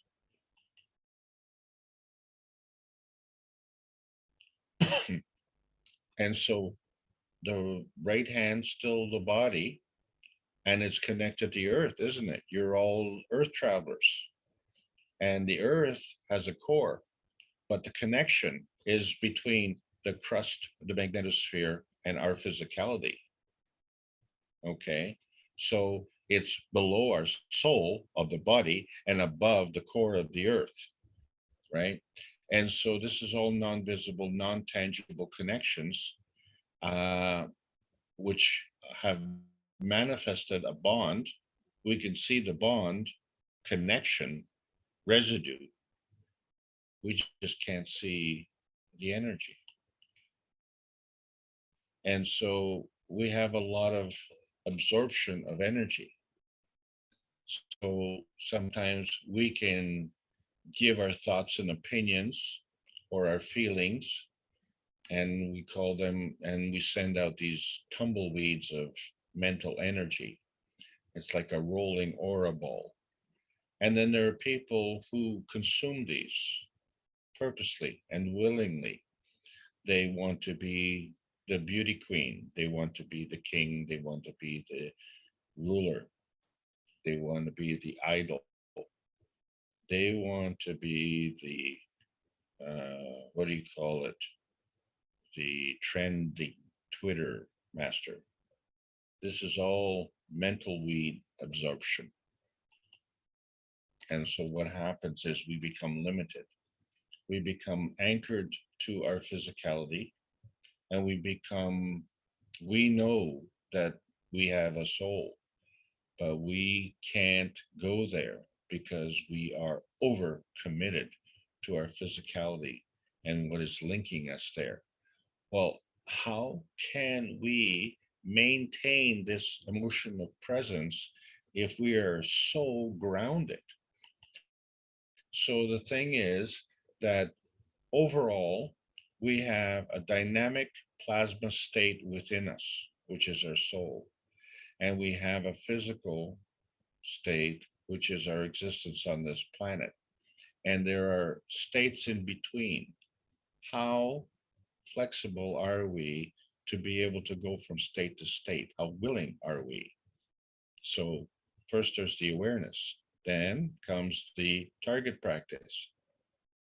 But if there's a resistance and you say, oh, I don't want to do that. So these energy packs are available in the universe for everybody. And we call it aminogen. But the thing is, this aminogen is very, very specific for you and me. So we have 7 billion people on this planet, and each of us has over 70 trillion cells. Each of these cells is a magrav. So each of these has a corresponding aminogen, a common denominator. This is where the spice of life comes in. So we always have to draw on this aminogen to maintain our physicality. So the energy has to come in, and then we maintain that, and then the energy has to go out. And then this flow has to continue. And it is specific. It is specific to the common denominator of you and your soul. So the dream energy of the spirit, and it is an indomitable spirit, is you, your own individual soul pack, right? So we all have this. And so when we look at the soul sequencing, so on the conventional way, we have the soul of the sun plus the soul of the earth is what attracts the soul of the man, right? So 1 and 1 is more than 2. And then the soul of the earth plus the soul of the man now, well, that attracts the soul of the body. Okay, so going down one decay level, one flux line, shall we say, the soul of the earth plus the soul of the body manifests the physicality of the body. So as we come down through these soul sequences, this is our gravitational direction. And it is becoming more and more dense, as you can see. So when we're looking at the direction of flow, it is dependent on a relationship. And so a maggrav is a balance between the magnetical gravitational field force. And so scientifically speaking, what we're looking is at the conservation of these energies and the conservation of these magnetical fields. Okay, but we're only measuring what we see. In other words, the tangible. Spiritually, well, that's the non-tangible, but again, we're coming up short because the spirit is only the motor of the soul. So we're not talking about the driver here. And so it's the plasma science which adds to the knowledge and combines the spiritual science with the physical science. And this is the relationship that we're showing in our matter state relationship, the physical, the plasmatic, and the common denominator.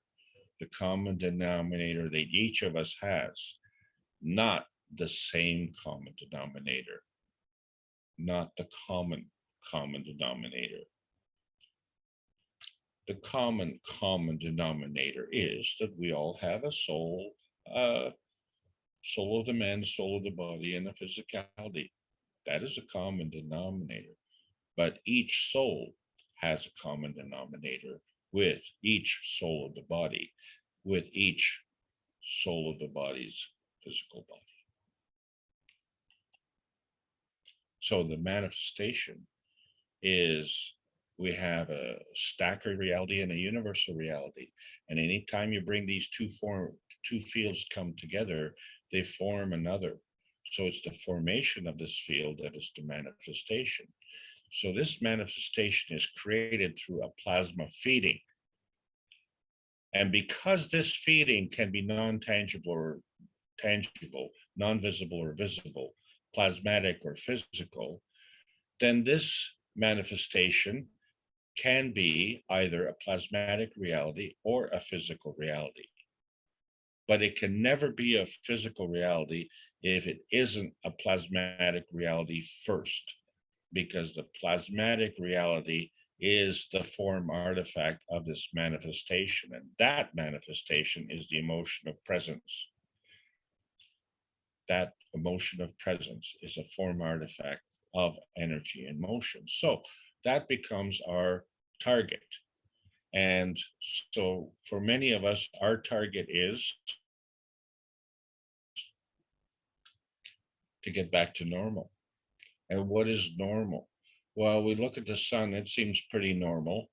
And we know the earth has got its act together, but it's, really suffering on our normal. So the majority is what's normal. And the majority of us seek freedom and emancipation. And the universe is normal. And the earth is part of this universe, and it too seeks freedom and emancipation. So why are we having these problems? So that is because we have some choices on how we exchange energy. So with the vision enhancement unit, it connects our soul and our spirit and enhances it, right? So that's one of the ways we can do this conflict resolution. And so we have a gift that's pending for the US military where they can use these enhancement units as a gift from the foundation, the Kesh Foundation, for traumatic stress recovery. And all of us are recovering from various sorts of things. And we do this by exchanging energy. So when someone asks you what is plasma, tell them it's a kind of energy state and it transcends the limitations of science. And it's very, very important. So that's why the horns are blaring. And all it is energy coming from a source. It comes in the form of a PM tick, and it goes through a plasmagen conversion and arrives at a mattergen convergence. It is from that mattergen convergence that it can be physical or it can be plasmatic. And that all depends on the field interaction, which we call inertia.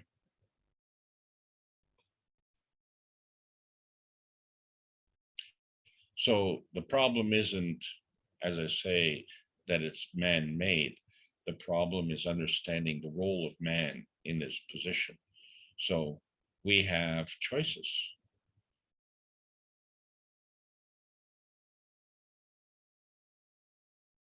Most of us make a binding choice, and that's important. If you want to maintain your Magra position, you have to bind energy. But to maintain that energy, we do it at the expense of others, unfortunately. And this is the lowest form of energy. And so we call this self-consumption. And why is it self-consuming? Because it makes you more gravitational. And as you become more gravitational, yeah, you become harder in every way. And you become disconnected in every way. And so this leads to more use and abuse, because what you're doing to maintain your Magrav position, you are sourcing out from the lowest form of energy. We call that loosh harvesting. Loosh harvesting is the robbing of energy from others. Loosh harvesting is self-consumption. And the reason that's possible is only because the morality is the missing ingredient. And because we can't see the consequences, you have to understand that the cross you double cross is your eternal burden, because that is the energy that you're drawing. So when we make the choices, we have to understand that there are our own personal choices, or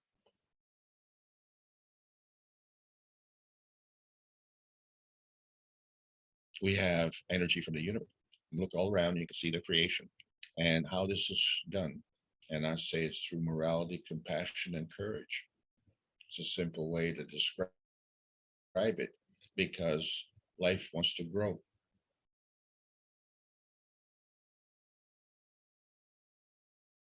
And we can grow this pea stone the same way.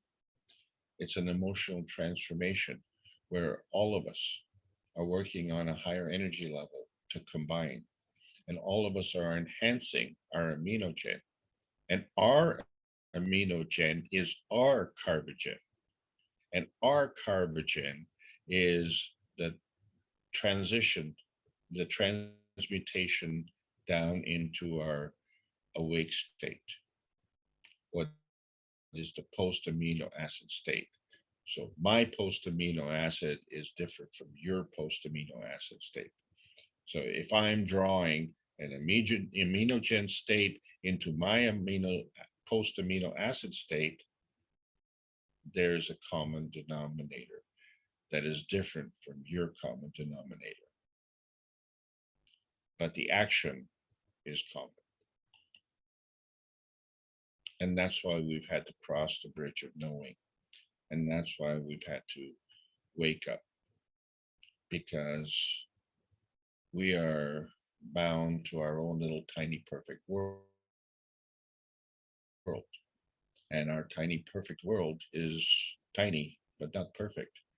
And so what we have now is an opportunity to understand the difference between Earth space and outer space. There is an in-between state, the plasmagen state. So it isn't Earth space to space, it's Earth space to inner space to outer space. And we can transcend these levels however we want, now that we know that there are these levels. And this is why basically we're all looking for moral comforts, where, you know, we have ideas and we convert them to wishes. We need the courage to manifest them.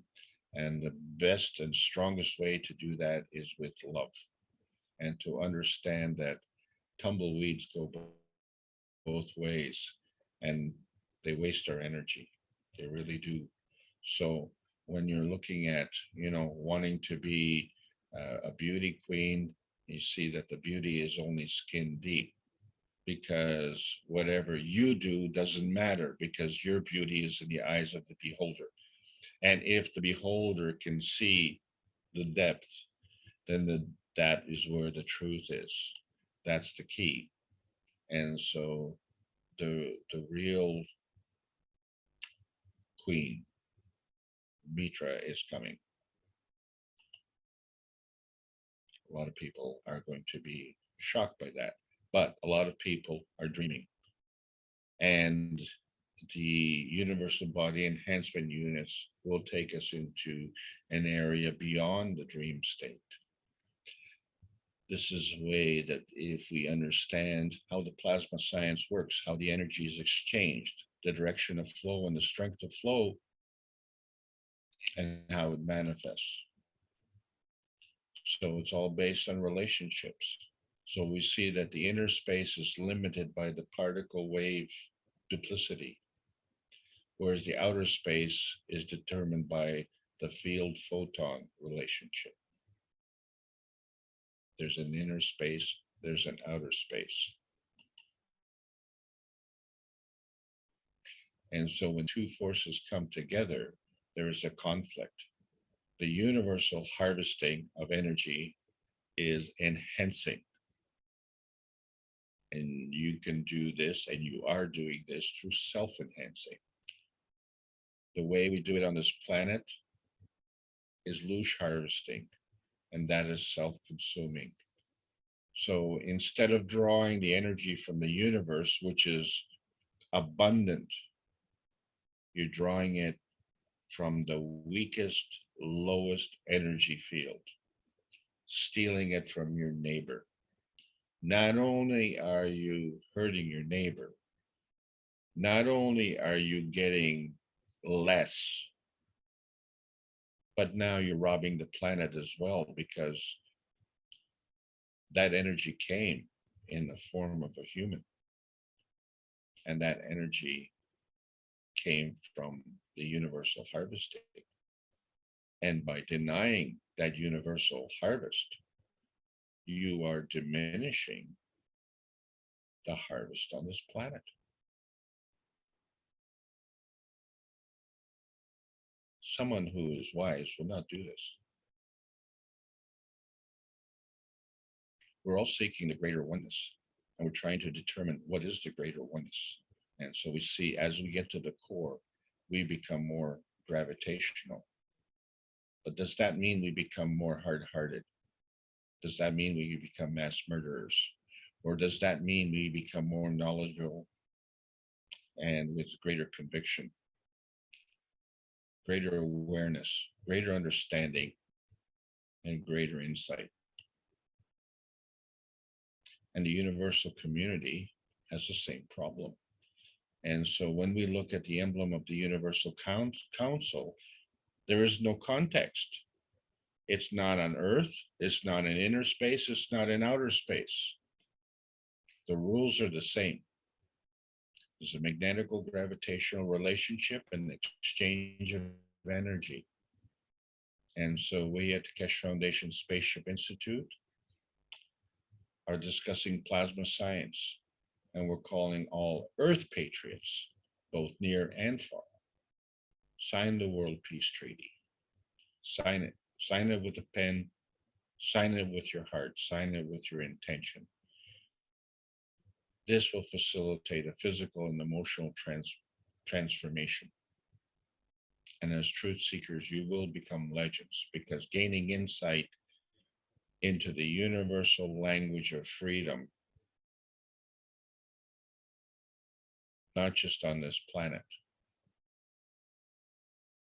but in our neighbors as well.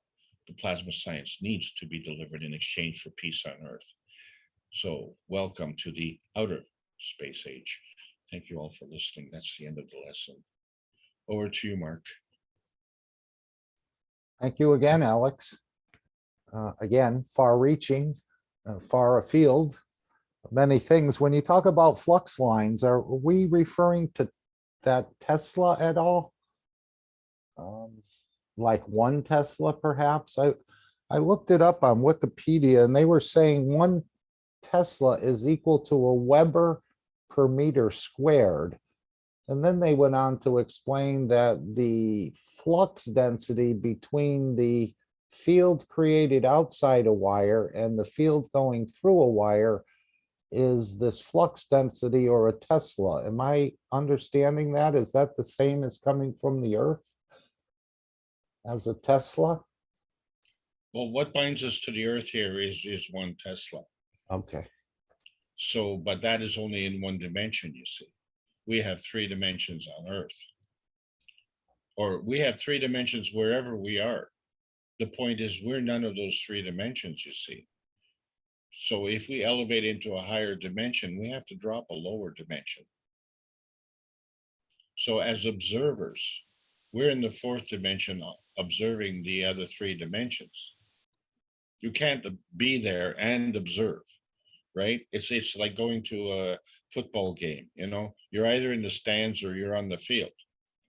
So to watch the football game, you've got to be in the stands. So the football game is in 3 dimensions on the field, and you're the 4th dimension watching. And so the connection is a flux.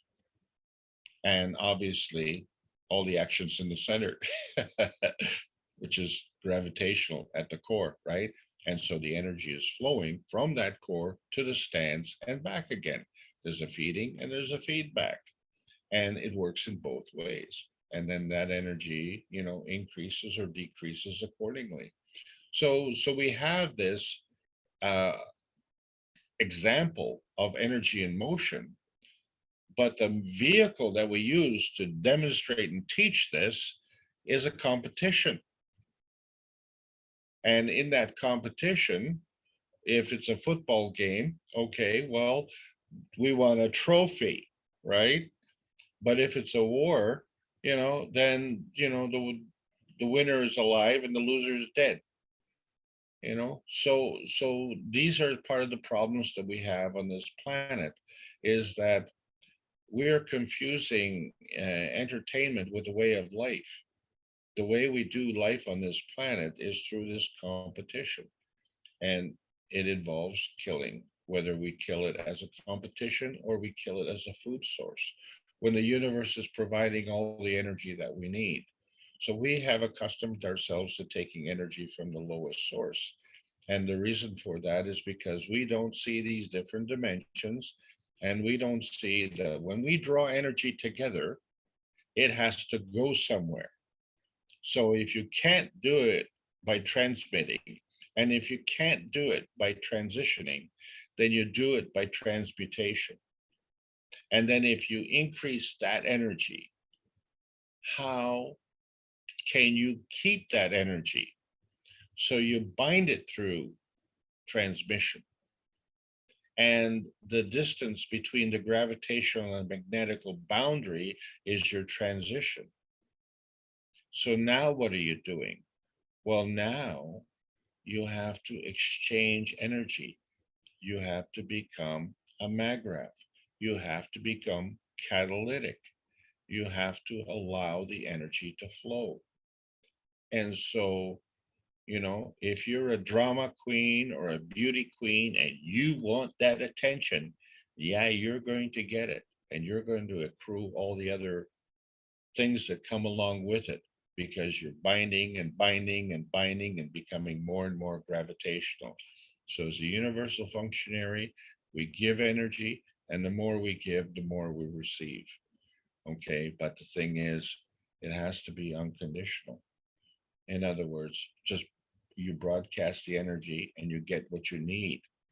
I don't need everything. I need what I need. I don't need what you need. You need what you need. I need what I need. So there's a discrimination, right? But the energy that I get is a common denominator to me. The energy that you get is a common denominator to you. And you can get that energy on this planet or out of this planet. And so if you can do that, then you can stay here or you can go somewhere else. And then where would you go? Well, the same place you would go when you wake up. You wake up in your body, right? So you dream at night and you accurately come back into your body because that's your common denominator. Okay, so now we know how we can travel because we do travel. Now we know how we travel. We travel by way of common denominator and through discrimination and by the exchange of energy. So, you know, we can be magnetical or we can be gravitational.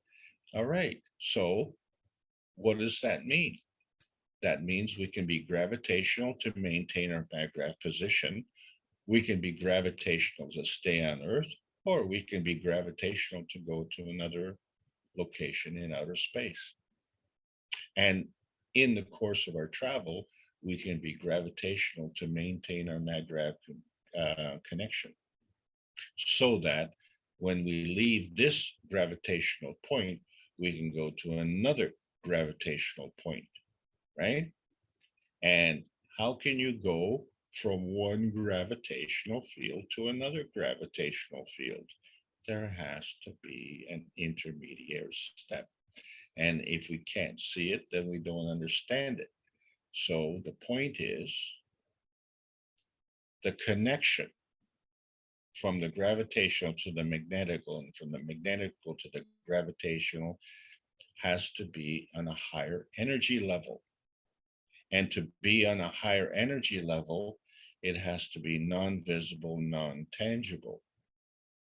Then the origin can be from the lower state, the physical, tangible, visible, to a destination state, which also would be a lower state, physical, tangible, visible, right? And the way we've been operating is we've been going from here to there with the lowest energy field. Well, we got it. We got what we deserve. And it's time to change the game.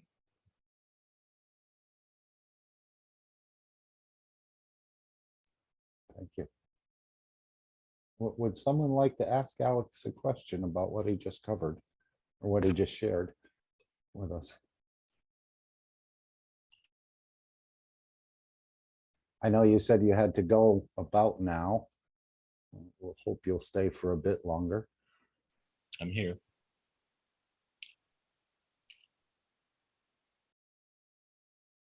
So when we're dreaming, if our soul is operating in one dimension and we're here in the physicality, would we be able to, let's say, awaken the physicality and operate in two dimensions simultaneously? Or is this only for the level of the creator and above? Well, you're sleeping and you're in a dream state. Yeah, that's our current position.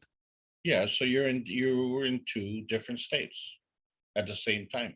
Right, but the physicality is sort of on vacation in a way, even though it's awake and aware. I mean, it's sleeping, but No, it's still no. awake. No, you have stretched the connection. There's a flux line between the soul of the body and the body, and you have stretched that. You need more energy to stretch it. When you pick up the rock, you are stretching the flux lines. Where did the rock get the energy? It got it from you. You're the one who stretched the flux lines. The rock couldn't do it. But when you go to sleep, you stretch your own flux lines. Do you see that?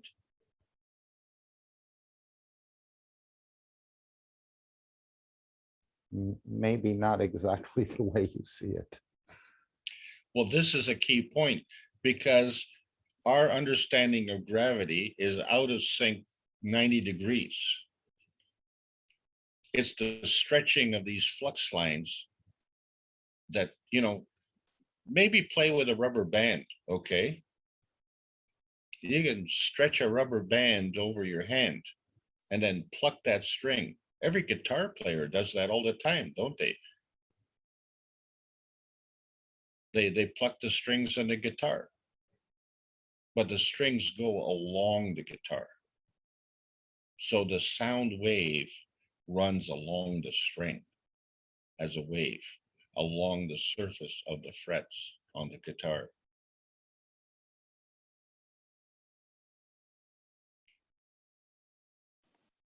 But after that, it comes to the same place. How can we Right. stay? Right. So our question is, how can we stay that that position, not in come back? Which position you are talking about? Oh, well, you know, we have been practicing the lower energy state for so long, we have forgotten the higher energy state. So this is one of the advantages that children have. And they reach their mental maturity at the age of 5 and then start to diminish. And in that first few years, when they are most open to this type of science, we are teaching them low energy ways. So they learn their low energy ways early. So now we have an awareness that there are higher energy ways. So it's a little bit harder to teach an old dog new tricks. And I'm older than you, but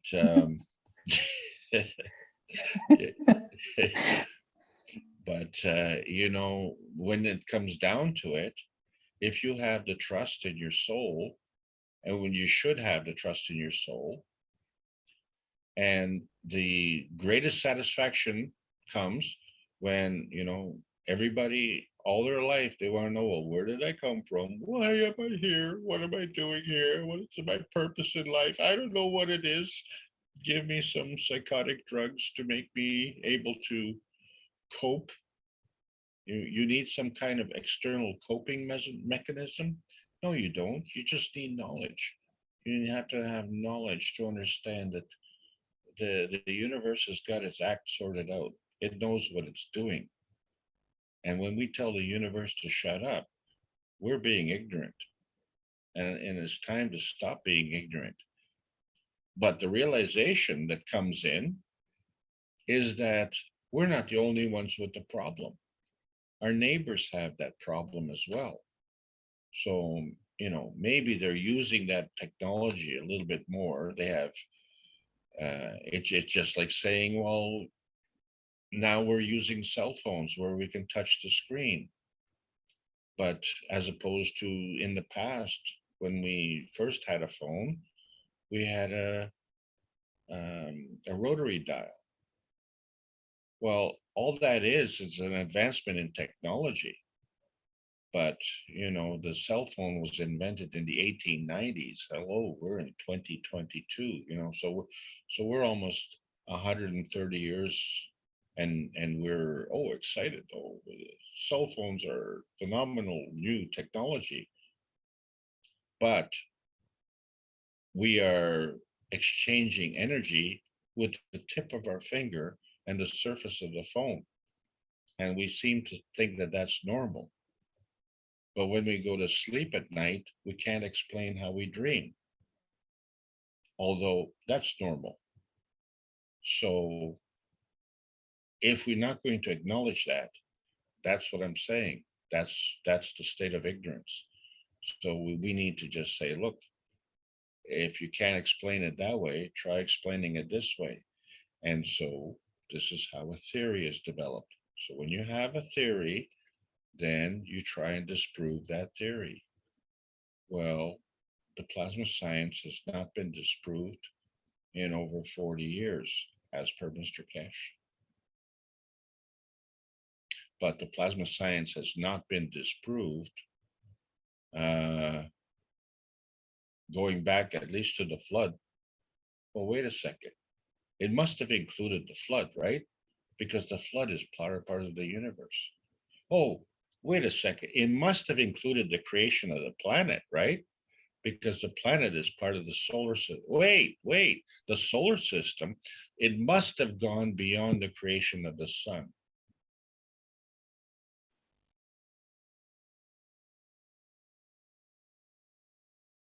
The rules are the same, how things are created. So now as we understand those rules, now the fun begins. Now we get a chance to play. You know, we've just increased the size of our sandbox, and we've increased the number of toys that we have.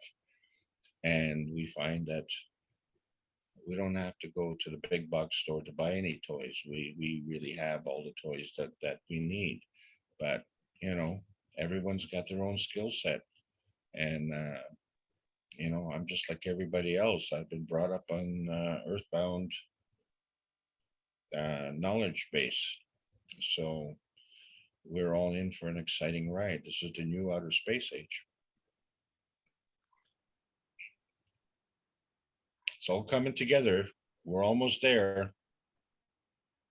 Yes, almost there. I have a question for them, Mr. Cash.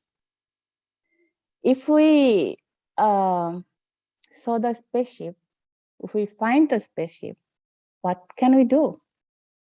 We would bring the spaceship in this plane, or we will go that other side. And I know that is not in here. The spaceship is not here. It is in other plane.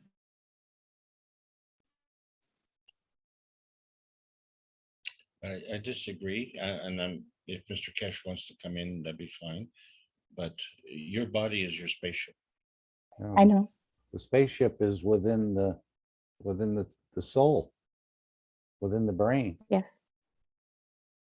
Yes, I travel. I travel in my soul a lot of time, and I saw something remote viewing types way too. But 3 weeks ago, I saw the spaceship. So I understood it is me, it is my body, it is my soul, but in physicality, it was not in here. We can see. So do you want to bring it here, or just leave it like that, just knowingly spaceship is there? What are we doing? What is our goal altogether? Well, I think this is all part of the awareness. So all of us are seeking to have greater awareness. But you brought up a very important point, and that is your spaceship, and it's your body. And so this becomes very important, because shall we say, the healing and the restoration of your body is for you. And that's your common denominator. And so each of us have our own, for lack of a better word, let's call it, problems. And so we draw energy that is common to us. So it's our skill set that comes into play, you see. And the method that you use for your common denominator and the method that I use for my common denominator is a common denominator to the practice. And the physical manifestation of a spaceship and the use of that physical manifestation of a spaceship is the same common denominator that we use to manifest our physicality, which now gives us two different directions of manifestation. We have a physical manifestation and a plasmatic manifestation. And so we can go from the physical to the plasmatic, which would be procreation. And we can go from the plasmatic to the physical, which would be co-creation. And this is a new frontier. And it's tremendously exciting because my own personal opinion is we have issues on this planet. It's not really, the planet is welcoming, our society is not, and it's affecting the universal community as well. So we have now, if we incorporate this awareness and restore the state of ignorance to the state of awareness, our neighbors will benefit as well. And once we get this done, not only would peace be achieved, but the fulfillment of your goals, wishes, and aspirations with respect to understanding your purpose will come into focus, as will mine, as will all 7 billion on this planet. And then we can answer with certainty, what our purpose is. So our purpose, ask yourself this way. If you don't know what the answer is, ask the question, is what I'm doing purposeful?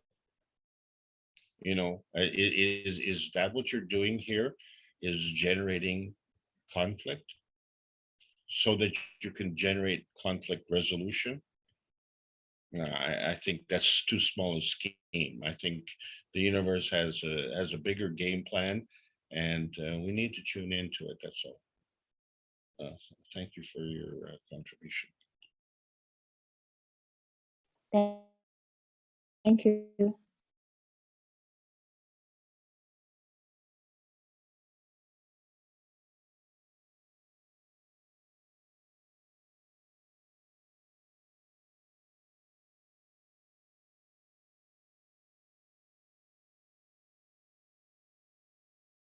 Would anyone else like to add to the knowledge?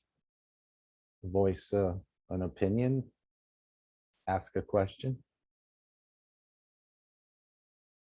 It's curious how a soul, this is the most beautiful place in the universe in the matter state. And how can the soul of the planet is in pain, and by spreading the Gans waters, we're helping to alleviate that pain. How could a soul in such pain create such beauty? Or is it such beauty? Because of the diversity of the species and the plants and the animals and all this diversity here. But yet the soul of the planet, and I guess our soul as well, needs elevating. I just wonder, how could that be? I often wonder how flowers can survive an army passing through that tramples the flowers. When the army is gone, the flowers will grow again. They may not, be the prettiest, like a master gardener who may grow a flower, but you see, life wants to live. And so the indomitable spirit of the flower, as demonstrated by the vertical people, is a real lesson for us.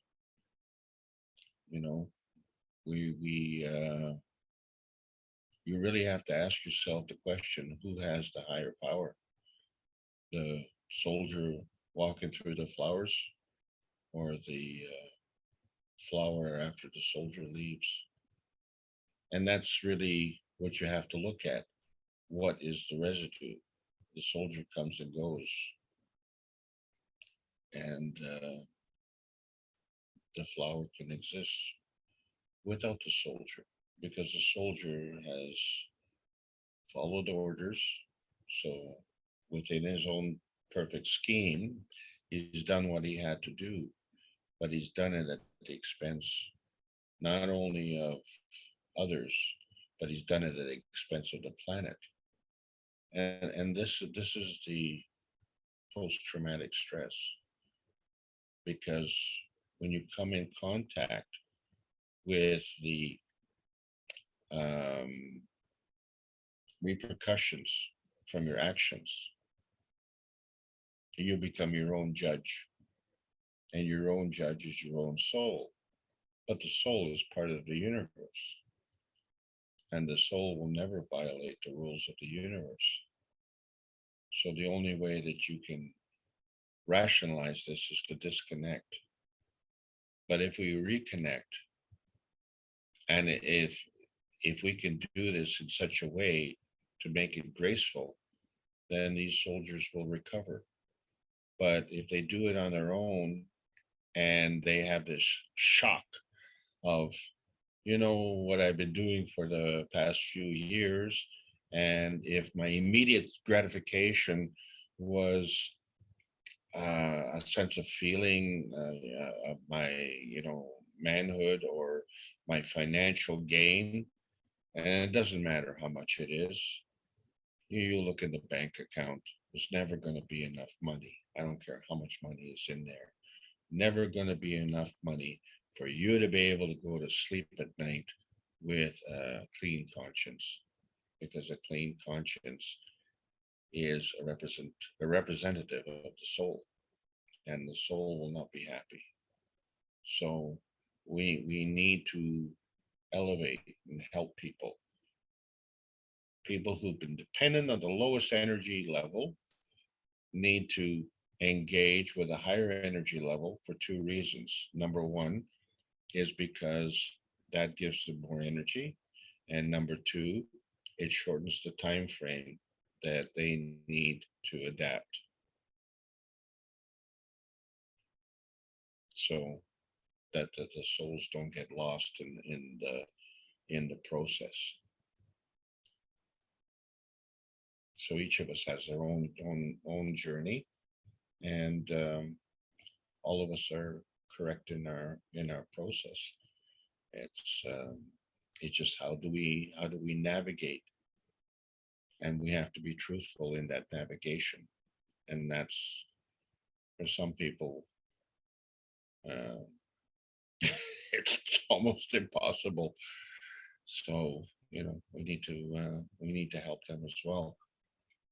But the first thing is we need to be able to help ourselves as if we were the last man standing, and understand that the universe is a benevolent place and will give you what you need. And if you have that trust, surprise, surprise, the healing begins. So we're all on a wonderful journey, and for me, I'm very excited about this. I hope I know all of you are here because surely you're all here on a very important day together, and I thank you all for being here. Yeah, I think these meetings and these teachings are getting us prepared for an even greater mission, so to speak. on this planet. As we maybe get exposed or can enlighten ourselves, then we'll be able to touch the others, and they will in turn start to touch the others. But the soul of this planet is still in need of elevation. And I don't know how that's going to completely get into the point of enlightenment or elevation. It's had a headache for quite a long time, it appears. Well, you know, Mark, it's amazing how fast that headache goes when you stop banging your head against the wall.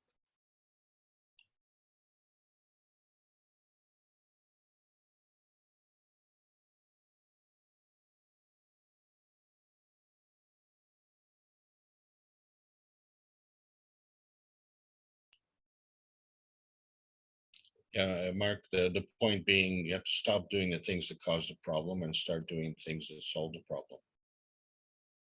Yeah, but wouldn't you think the soul of this planet realizes that, or is it out of Well, its course it realm of realizes. capability? Oh no! Oh no! The planet realizes that every day. You know, and I mean, But it imagine hasn't self-corrected on its own. it's not alone. It's independent variable that is interdependent with the rest of the universe.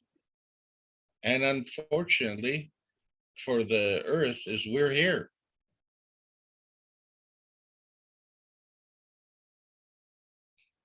You know, make a list of all the things that the Earth needs. We may not even make that list.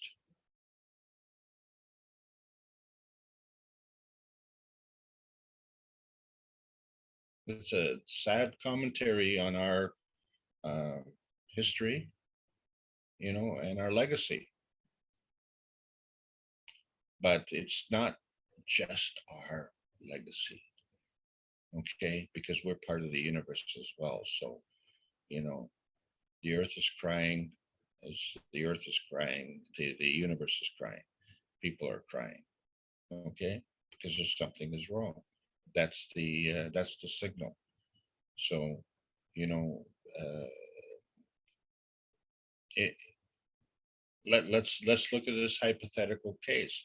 We have a rallying cry from these truckers, and what was the ignition point? Freedom. Freedom was the ignition point. So this is a universal thing, and so that's what they're fighting for. Now imagine how many of them are knowledge seekers. How many on this panel today are truck drivers? I don't want to know the answer because I think it'll be very close to zero. So how do we connect? Well, we've connected on a soul level, right? Because when they drove down the street, I don't know if you have experienced this, if any of you have experienced this in your country, but I stood by the side of the road and watched these trucks go by, and tears come to your eyes. And I was in communication with other people down the road, and they were calling me, and there were tears in their eyes. And the truck drivers had tears in their eyes. And different races, different, you know, ethnicities, different parts of the country. They all amalgamated, they bonded together, this invisible bond. And they say, hey, you know, it isn't those who've taken the mandate against those who don't want the mandate. We're all Canadians and we're all freedom fighters. Okay, so you're fighting for Canada. Well, it's about time.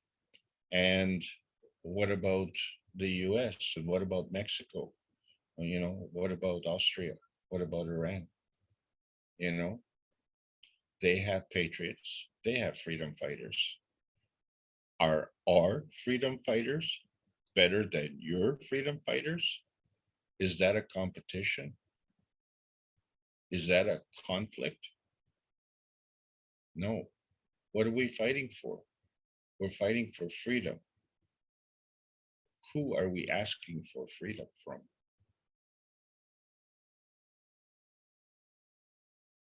We all decided to come here.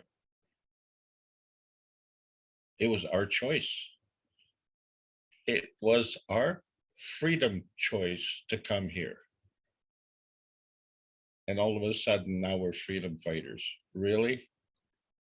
We have always been freedom fighters.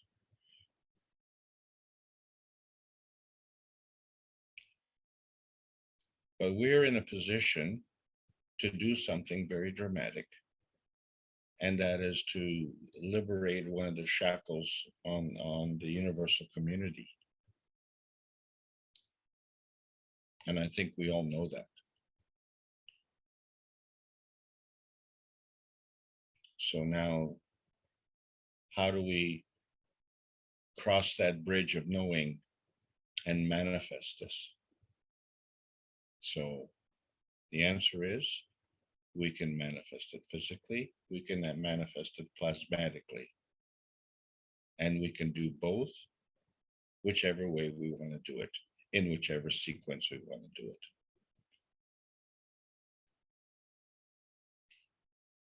I'm pretty sure most of us last year at this time couldn't make that statement.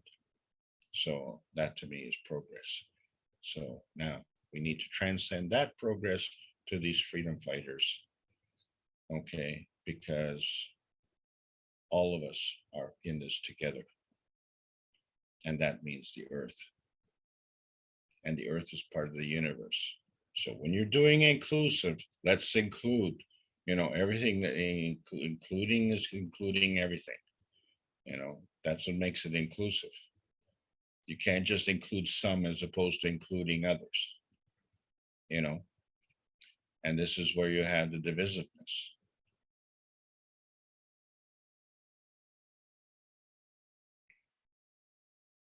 We all want peace. We don't know how to bring it. Well, what we do it is we bring it the way the universe brought it. And that's the role of man. Not to complain about the man-made role of man, but the universal role of man. That's the way to do it. Because that is more effective. It's at a higher energy level. Deeper and more thorough. More penetrating. More effective. More. And they always say more is better. Well, if you get more money and all you do is put that money in the bank, then you don't know what the value of money is, because the bank printed the money and then you put it back in the bank. So that means you're not even using the money. So, it's like that wealthy Frenchman who died with $14 billion in the bank. What good is that? You won. You had the most toys. You had the most money. You are the winner. Yay! Find 6 people to carry your coffin. That's the worth of money. It's not worth anything unless you do something with it. And then the only thing that you do with money is to use it to more effectively rob other people, that's kind of counterproductive. It's counter everything. So what we are fighting for freedom is fighting for the freedom of our soul to connect with the greater oneness with the universe. Which leads us to the question, there has to be more after that, right?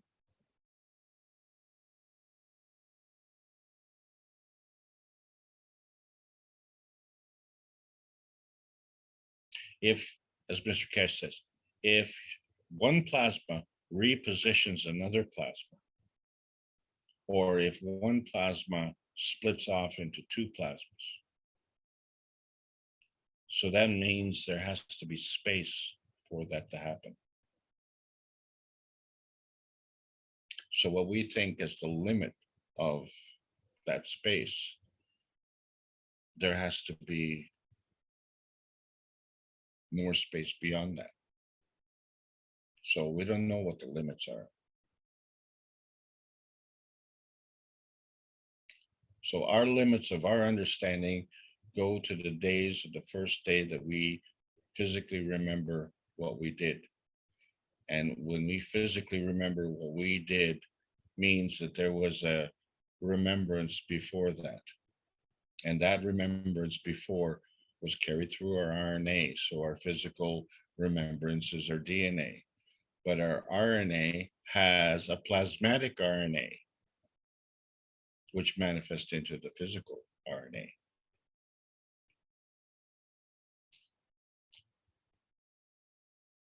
So we now have more opportunities. But in order to be skillful to manifest these opportunities and utilize these opportunities, we have to change the rules that we're operating on this planet. And I'm speaking in general terms. It has to do with the ethos of the universe. Imagine if you look up into the sky and you look at the sky every night the way we look at some of these freedom rallies. Now, that would not be a pretty picture. So I'm really glad the universe has got its act together. So let's all get our act together and be nice and well organized like that. And seriously, let's seriously have some fun.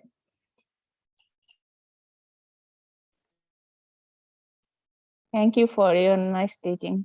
Thank you very much.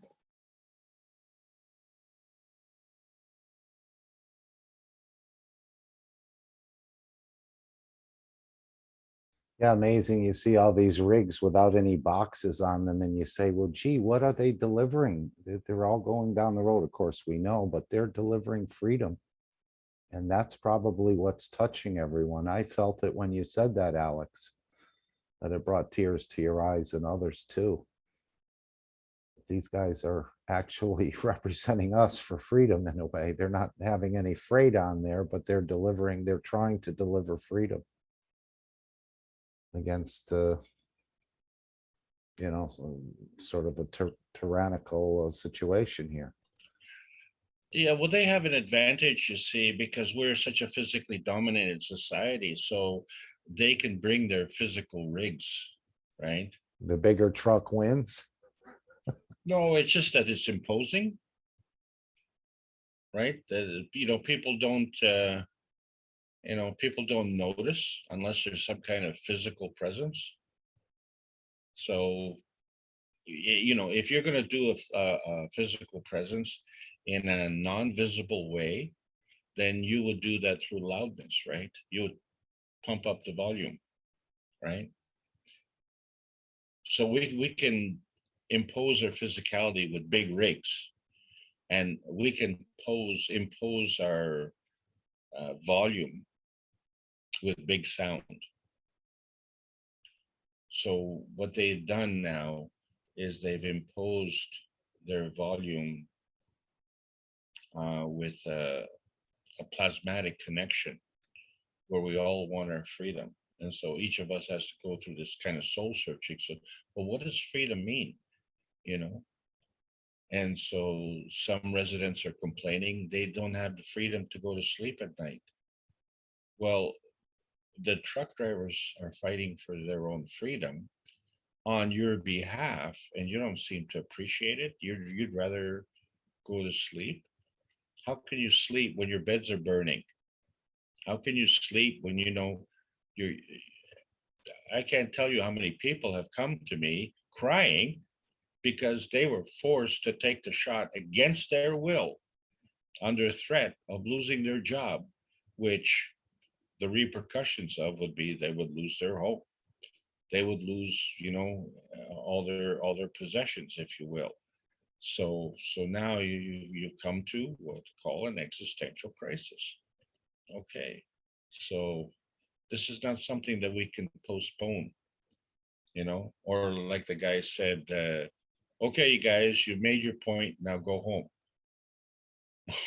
What is this? There's no conflict resolution here. The resolution was not to make a point. The resolution was to obtain the freedom, and that's for all of us. Freedom means having freedom. That's what freedom means, So the freedom doesn't mean that you can come and protest and then go home without getting fined. And then what? You're still gonna park your truck at home. You gotta park it somewhere because you ain't going to work.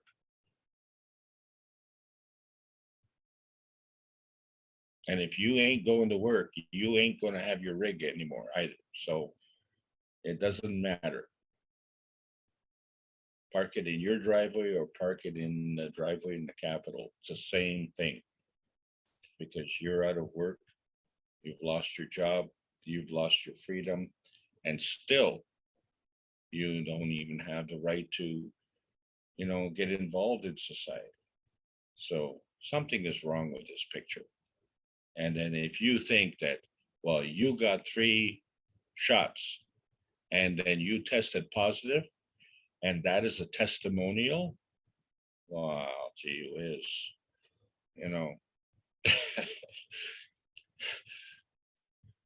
what kind of school teaches that?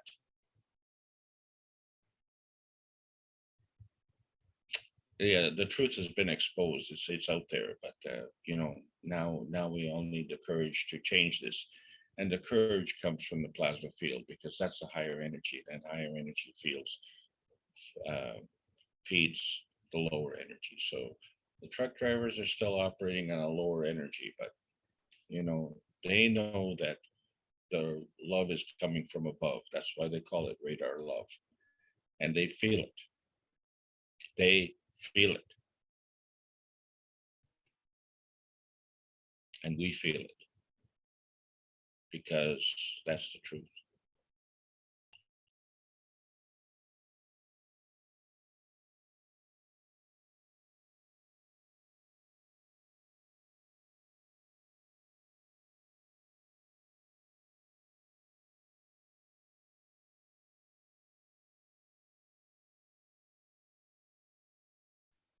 Hello, my dear Mark. Can I say something? Anyone Hello? can say anything, yes. Yes. Thank you. Usually. Salam, namaste, salute. Thank you, my dear Alex. Beautiful, so beautiful, you said. Thank you to all the truckers indeed. And these beautiful souls. I remember, they are not even one upon another. They have not changed each other. They are just one by one passing, one beside another, and creating the feeling of interdependency, of love, life, care, and kindness with the enhanced form of independence, the feeling of freedom. Really, they are freedom fighters, and so peacefully they are doing this, but they are taking the responsibility. They can lose everything, but still they are taking the responsibility.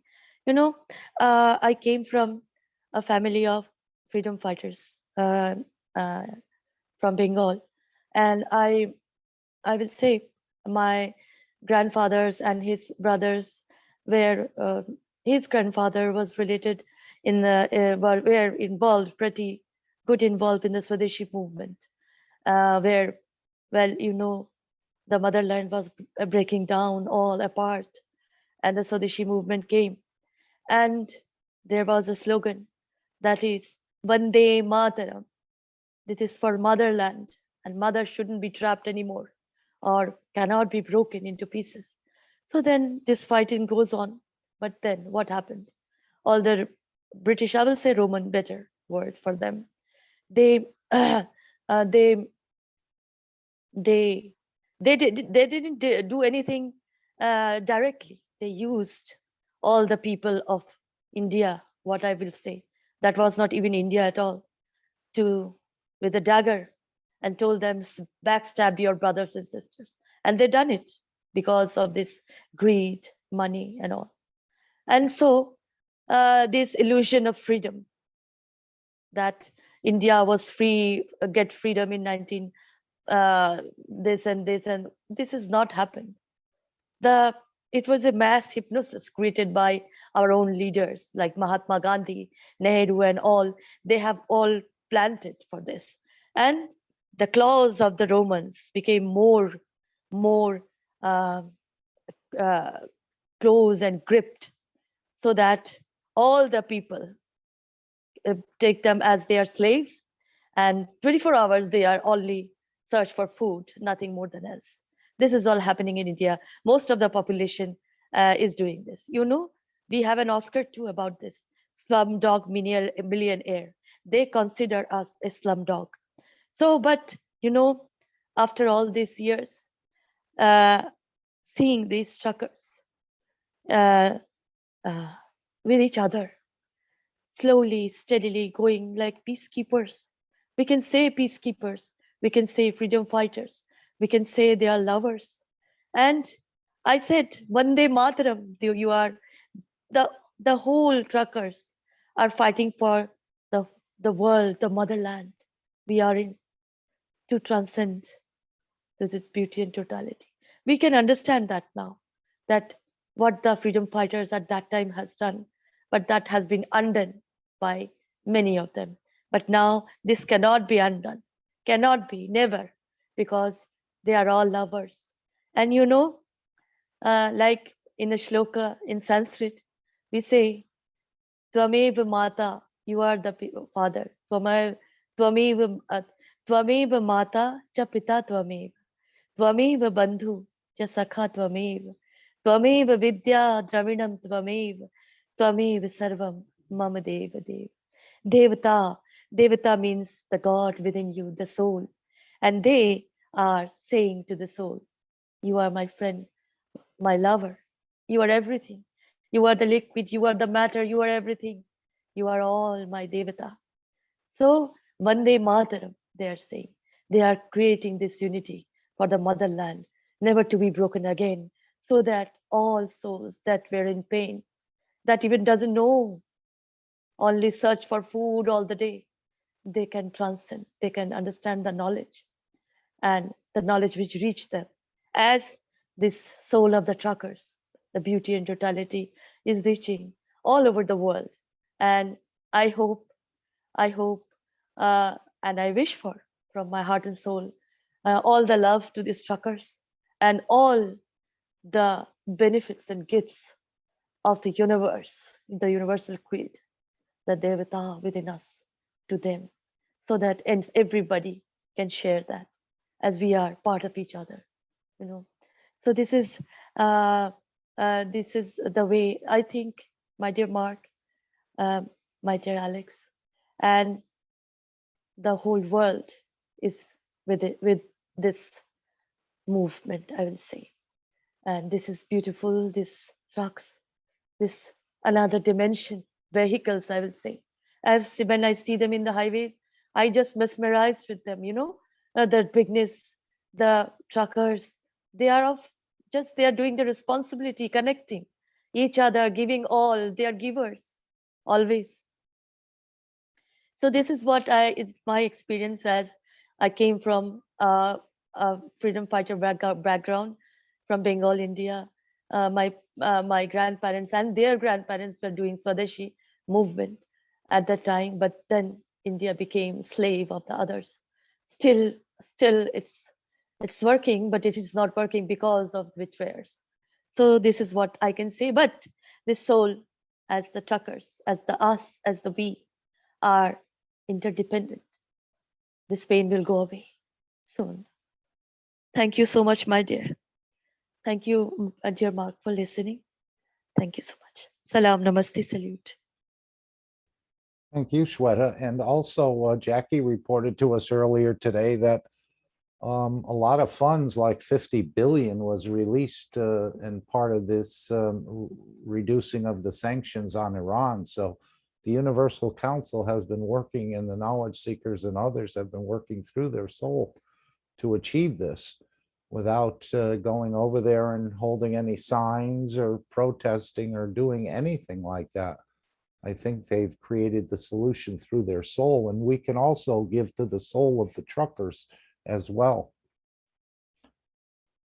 I wanted to mention that the enlightenment of the 5+1 and the world leaders, the negotiators, still continues, but you can make the list even longer. I know the Iranian team who's working on the Maghreb system needs enlightenment. So, and as we heard, the soul of the planet needs elevation as well. So we can constantly ask our soul to do this enlightenment, even though sometimes we forget in the physicality. I know the enlightenment goes on from midnight to 6 a.m. to noon to 6 p.m. on a daily basis. And we continue that. And Mr. Kesh said, no one will fail this test. So we can all give wherever we'd like to give to create these solutions that are needed, that we see manifest in the matter state. And it was a beautiful example of the Universal Council to initiate this process and allow us all to understand we can work through the soul rather than the physicality to achieve what we want. And again, not for ourselves, but for others. So I want to thank the Universal Council, and we support the Universal Council in all their endeavors, because they will be the advisors of the upcoming leaders and so on, and look to them. So I'm sure they're going to be asking us for help in the future to make things appear in the matter state that need to appear. We can also give to the truckers, as I said, take what you need. Thank you, my dear Mark. Thank you so much for your kind words. I will say that in the teachings, my Messiah Shriman M. Tikesh has said that whatever you do, it's a copper, it's a zinc, or all the matter state, you know, it works only when the Devata within you, the soul, understands what you are doing, the ethical behavior or unethical behavior. The soul is the space traveler, ultimate. So we have to understand, if we have to be the same, we have to understand the morality as the courage, the ethical ethos of the soul, the universal being within us. So this is the only way to travel in the outer space of the earth. And this is the only, because of this barricade of the unethical behaviors, many knowledgeable, you can say sadhus, gurus, monks, anybody, scientists, money makers didn't surpass this. So their physicality remains here and their soul go away. But then we can go with the physicality, as we know in the ancient books there. And with our universal teacher, we know from years, he was standing hours and hours teaching us this light, how to structure this. So this is what I want to say. And thank you. Thank you so much for your kind words, my dear Mark. You are always very kind. Thank you. Thank you, Shweta. Yes, the Universal Council will have a lot of responsibilities, and we need to continue to elevate their souls, just like the 5+1, because they need our support as well on the soul level. You don't have to go there and bake a cake for them or do any of the matter state things. We understand that the soul and its wishes and its demands or commands are much more powerful than working through it in the matter state. So it's great to have a group of people who are going to lead this planet justly into peace and direct the world leaders and others, because they simply don't have the understanding yet of what it takes to create a peaceful world. They've been so ingrained to doing just the opposite, but we elevate their souls. That's all. And as Mr. Kesh said, even in the universal community, you touch me, I touch you, your soul, and elevate your soul and get you to move in our direction. So that's the way it's really done in the universe. But at the same time, I have to say thank you to the truckers as well, because they've basically awakened many, many people to see the situation that we're in.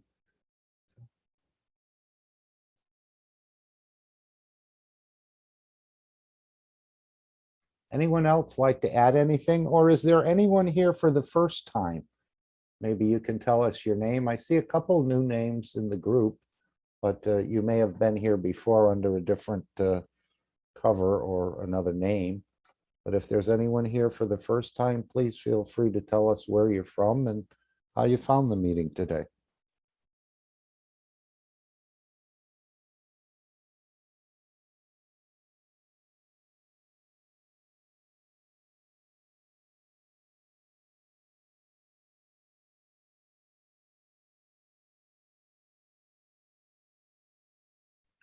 Very good. I guess everyone's been here before and understands what we're doing and getting prepared for, because it's not over once we even achieve the world peace. That's only the first step into going into space, so to speak.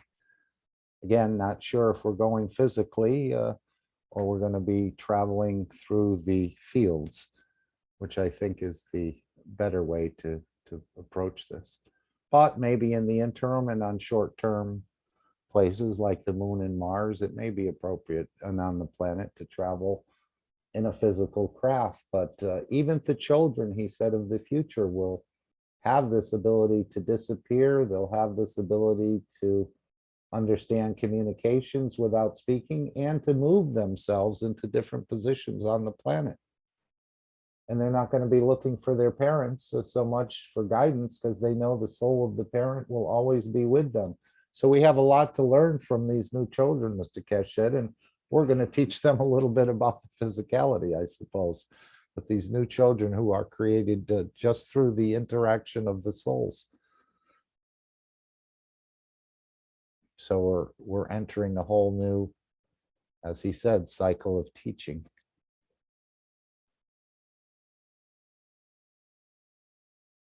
Anyone else want to come in, please? Don't hesitate. There's many here, and we'd be happy to hear from anyone.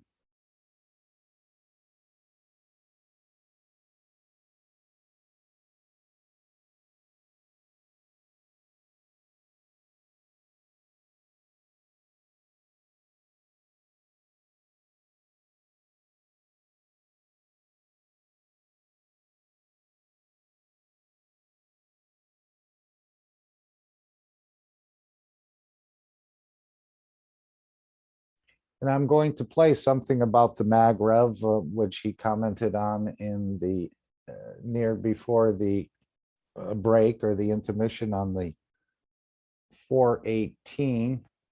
But we did see some beautiful testimonies in the Brazilian meeting on Friday where people had just placed the GANs, and I may pull that up and play that now. I don't know, Raphael, are you with us? Would you like to make any comments on that? Alex, I don't know if you're ready to leave. I know you said 3:30. It's, well, it's an hour past the time. Still here. Excellent. But for some reason, Mr. Kesh said and I think it's very nice to have a zero electric bill. I don't have one, but I think it would be nice to achieve that. But he said we're still going after the crumbs, pursuing saving a few amps or a few watts here and there. That's not really what he designed the Magrev or gave us the Magrev to do, even though he didn't complete the process. He said there's still a few little pieces to add to that for our full understanding of it. But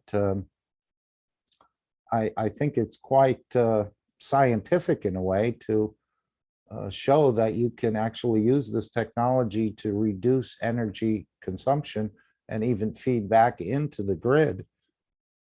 I don't see why that would be crumbs, but of course, when you're on a lower rung of the ladder, the horizon looks different than when you're 10 steps up on the ladder. And as we know, Mr. Kesh is quite a number of steps higher up on the ladder, and he sees things quite differently than we do. And I'm sure in time we will see it very similarly, but the horizon looks different if you're just sitting on the first rung of the ladder as opposed to the 10th rung. You can see many different things, but he said that by going after this electricity, we're going for the crumbs, but it's still very nice. And maybe this is one of the ways people get interested in more different aspects of the foundation, would be to, do some of these things that we all would like to do. I mean, we see prices going up in energy, especially in Europe, and what's going on there, but these are the crumbs. If I could, I will play this. I don't know if Raphael is available to make any comments. Alex, is there something else you'd like to, or is there anyone else who'd like to ask Alex a question or bring up a comment, or even ask one of the other knowledge seekers who are here a question?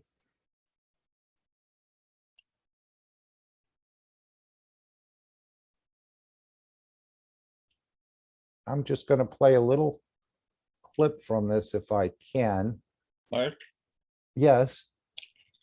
I just want to thank all the knowledge seekers for joining us here at the North American Corona International Team Meeting.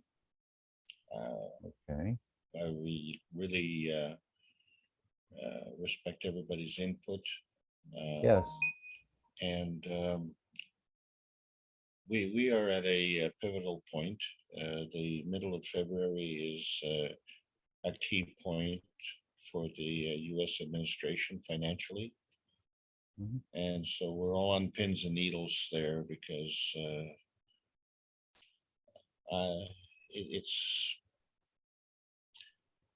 that there will be more hardship for some, and we need to position ourselves in such a way to mitigate that, because that's the that's what souls do. Souls, when your neighbor is sick, the whole community is sick, and when your neighbor is hurting, the whole community is hurting. So this is the challenge, and you can see clearly that physically we have too many limitations. So we have to elevate our energy fields to a more effective means. So let's all elevate our emotional energy and put it into the plasma dome, and have good wishes and good intentions for all those who are in position of responsibility, which actually, remember something: authority without responsibility is flawed. Thank you all. Mark, I'm going to bow out of this meeting. No problem. Thank you for your time and support and help and sharing the knowledge. Thank you all again. Great job. Thank you. Have a wonderful rest of your day, Alex.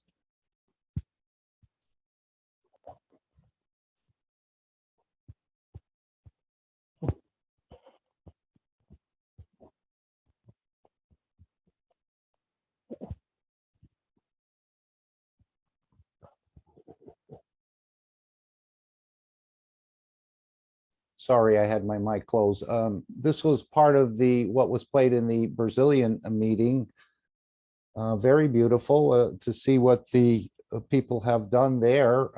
I don't know how much experience they have, but from what I gathered, they just put some cup 1 near their electrical wiring and boxes and sprayed the zinc cans within their store. And apparently the electric bill went down to close to zero over time. And that's great to save energy, but there's about 2 billion people on this planet that don't have electricity on a regular basis. And if we know anything about electricity, it does make life quite difficult. So when you can't pump water, or you cannot refrigerate food, or wash clothes, and so many other things have basic lighting, and you have to burn fuel, dirty fuel, to to heat or to do whatever you have to do. So that's why I was always for generating these nuclear power plants, because they're so dense in this energy flexibility that the 1 or 2 power plants can, even though the waste is not that safe. But Mr. Kesh says he has a solution for that, and that's also within the technology of the Kesh Foundation. So let's just play this. I think it's very elevating for all of us. Make sure I'm sharing the screen. Raphael, if you want to make any comments, if you're here, please feel free. But let me play a few minutes of this. And I think you'll see a couple electric bills, and you'll see a picture of where they actually put the, and they said they just used the cup 1 and the zinc GaNs inside their store, and the cup 1 near the electrical wires or panel. So that was quite elevating for me to see that, because I'm working with the Alex beads and not having much success with it, but I'm still in the testing process. But they've achieved quite a very nice energy reduction.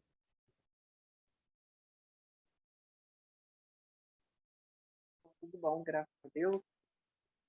Estamos aqui para mais relato aí, né, da gestação de formigas. So here's where they've placed a couple small, it doesn't look like large bottles either, of the cup number 1 near the electrical wires. And I'm not sure if this is a breaker or actually what it is, but they also said there was a lot of ants or something in this area. And when they placed these GaNs material here, apparently the ants or the bugs went away and they weren't there anymore. This does look a little bit not safe, but apparently, this is the way many electrical systems look. But anyway, very, very nice testimony. Let's just see if we can play a little bit of this. Rodapé, mas muito formiga mesmo. Né? E quando eu coloquei os tubetes, não tinha terra de formiga no relógio, né? E aí vocês podem ver que a foto, né, que eu tirei agora, né, para mostrar os tubetes, né, tá com bastante terra, né? E o interessante também é que o equilíbrio que aconteceu, né, porque faz tempo que eu não vejo mais formiga no salão, né? Aí eu fui assim observar e realmente, né, essas formigas, né, sumiram, não apareceram mais, né? Então eu acredito que, né, que eu consegui essa harmonização, esse equilíbrio, né, dos campos, né? E mais uma prova para mim, né, foi tanto as formigas como a conta, né, diminuir aí 67%. O primeiro relato é esse. Ok, obrigado, Tânia. Vou traduzir só primeiro. Sim. So, Tânia was sharing here this her first testimony that is about so on July 18th, 2021, she put 2 tubes with different amount of GaNs of cup 1, as you can see here in the screen now. And on her electric energy meter, she put together with the meter of in her house. And she just put with the intention of balancing the fields in her salon and bring the environment of peace, joy, harmony, and lots of love. And to her surprise, this month, she received her energy bill with a much lower amount than the previous months. So she separated the bills for the last 3 months. So as you can see here, in November, she paid 275 reais and 36 cents. The next month, December, she paid 213 reais and 68 cents. In January, she paid 278 reais and 85 cents. And now in February, she will pay only 91 reais and 14 cents, which means a saving of 2/3 or an approximate savings of 67%. So another interesting fact that happened was that at the time she placed the plastic tubes, there was an ant infestation in the salon. And when she placed the tubes, there was no ant soil. There was no ant soil on the meter here, as you can see in the picture here. And then when when she went there to take the picture of the tubes, it was full of soil, like sand, like sand. And the balance happened because it has been a while since she don't see any more ants in the environment also. So that was something also very interesting that she noticed, that was able, in her view, to balance the fuels, and the ants went away. So she have a second testimony, not a testimony, to like share an experiment that she's making also here with us. Ok, Tânia, pode ir para o segundo, por favor. Ah, tá. No começo do ano, em janeiro, né, eu tive um sonho, né, que eu vi uma torre, né, com coolers, né, com 5 copos. E que tinha as miçangas do Alex, né? E aí, assim que eu acordei. And then the next part is quite interesting as well. I guess she's been thinking about the Alex beads, and she went to bed and had a dream about how to put it together.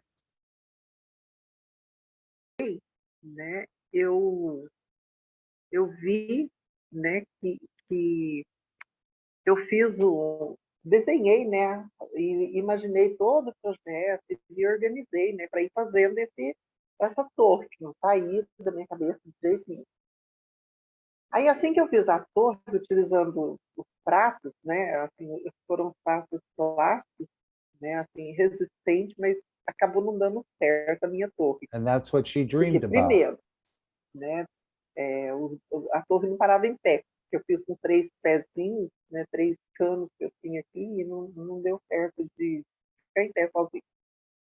Então, vibrava muito, né, porque os coolers, tanto os coolers como as miçangas também, né, que eu fiz, né, para estar usando, e vibrava muito. Aí foi onde que eu decidi fazer uma torre, né, e fazer de madeira, né. E aí fui observar, né, no meu quintal aqui, eu tinha praticamente todo o material. Aí foi onde que eu mesmo, né, fiz a torre, cortei e parafusei, fiz tudo certo. E aí foi nesse momento que começou as minhas dificuldades com a fixação dos coolers, né? Fixação das bolinhas de ping-pong que estavam com os ganchos. E o processo de montar e desmontar por várias vezes, aí começou. Aí eu desmontava, montava de novo, e foi assim, inúmeras vezes, nem lembro mais quantas. E até que, enfim, eu consegui, né, colocar para funcionar e acabou dando certo. Mas não durou muito tempo, Rafael. A fixação das bolinhas com os ganchos, né, eu usei cola quente, eu usei super bond, eu usei fita adesiva, tudo para tentar, eu tentei fixar e não consegui. Cortei as paletas, né, e mesmo assim eu não consegui ter uma fixação adequada. Aí, eu até gostaria, né, se possível, se alguém tem alguma cola mais específica, mais resistente, ou um outro tipo de fixação mais firme e resistente, né, para fixar essas bolinhas de ping-pong, né, que eu coloquei nos ganchos, né, porque só falta isso para o meu projeto terminar. Né? Eu coloquei eles para funcionar aqui um pouquinho, deu certo tudo, mas as bolinhas de ping-pong eu não consegui dar fixação com ela. O objetivo dessa torre é o equilíbrio dos campos gravitacionais e magnéticos, né? E com certeza vão trazer o equilíbrio, né? Assim, para quem estiver perto dele, né? O equilíbrio dos nossos chakras. Eu imaginei o alívio das dores, né? Um relaxamento profundo, trazendo assim um sono mais reparador, mais tranquilo. Mas, sinceramente, eu acredito que a gente pode ter assim, resultados muito além do que esse que eu, né, citei. Já que eu tive essa experiência incrível, né? Para mim foi incrível com o SUDEP, né, digamos, no relógio de energia. E aí, assim, nós vamos entendendo a tecnologia e fazendo nossos experimentos e compartilhando aqui com os grupos, né, de buscadores de conhecimento, né? E eu quero, assim, do So fundo these do meu look like coração, little computer agradecer ao fans. Criador, né, ao Sr. Cash, né, que nos presenteou com essa tecnologia Yeah. tão maravilhosa And that's what she's e que tem rotating nos the dado assim dance with. tanta esperança, né? Nos dando assim esse conhecimento tão magnífico, né? E não temos assim, na verdade, nós não temos como dimensionar, né, o que estamos recebendo, nem mesmo para poder agradecer. It was Né, de shaking quite a acordo, bit, so né, she o moved it tamanho onto desse this presente wooden que o senhor table. quer dar para nós. Agradeço você, Rafael, né, e a todos os buscadores de conhecimento aí que tanto têm me ajudado, né, e me ajudam, né, nos grupos, né? Eu só tenho mesmo a agradecer a todos. But that all came out of a dream. Os SUDEPs, uma coisa que eu gostaria de estar, né, complementando aqui, é que os SUDEPs não, as bolinhas de ping-pong, em cada bolinha eu fiz como se cada bolinha eu coloquei GAN correspondente ao copo, né, do copo 1 até o copo 5, né? E eu só deixei, né, parado o GAN, né, não conectei o cooler, né, na energia do primeiro copo, né, que é de GAN, que é o copo do CH3. Né, por causa da pandemia aí, a gente teve essa And as orientação Raphael said, certa. this is Mas her assim, o first GAN está lá, testimony. mas o cooler não está ativado, tá? Ele não está girando porque eu acredito assim, que, né, o campo vai aumentar muito. Então, eu deixei ele parado. As miçangas do Alex, né, em cada copo, né, cada bolinha de ping-pong que está ali no cooler, né, eu coloquei 9 miçangas, né, 9 miçangas em cada um, né, e em volta nessas miçangas eu fiz a conexão, né, como o Alex me orientou lá junto com o Sr.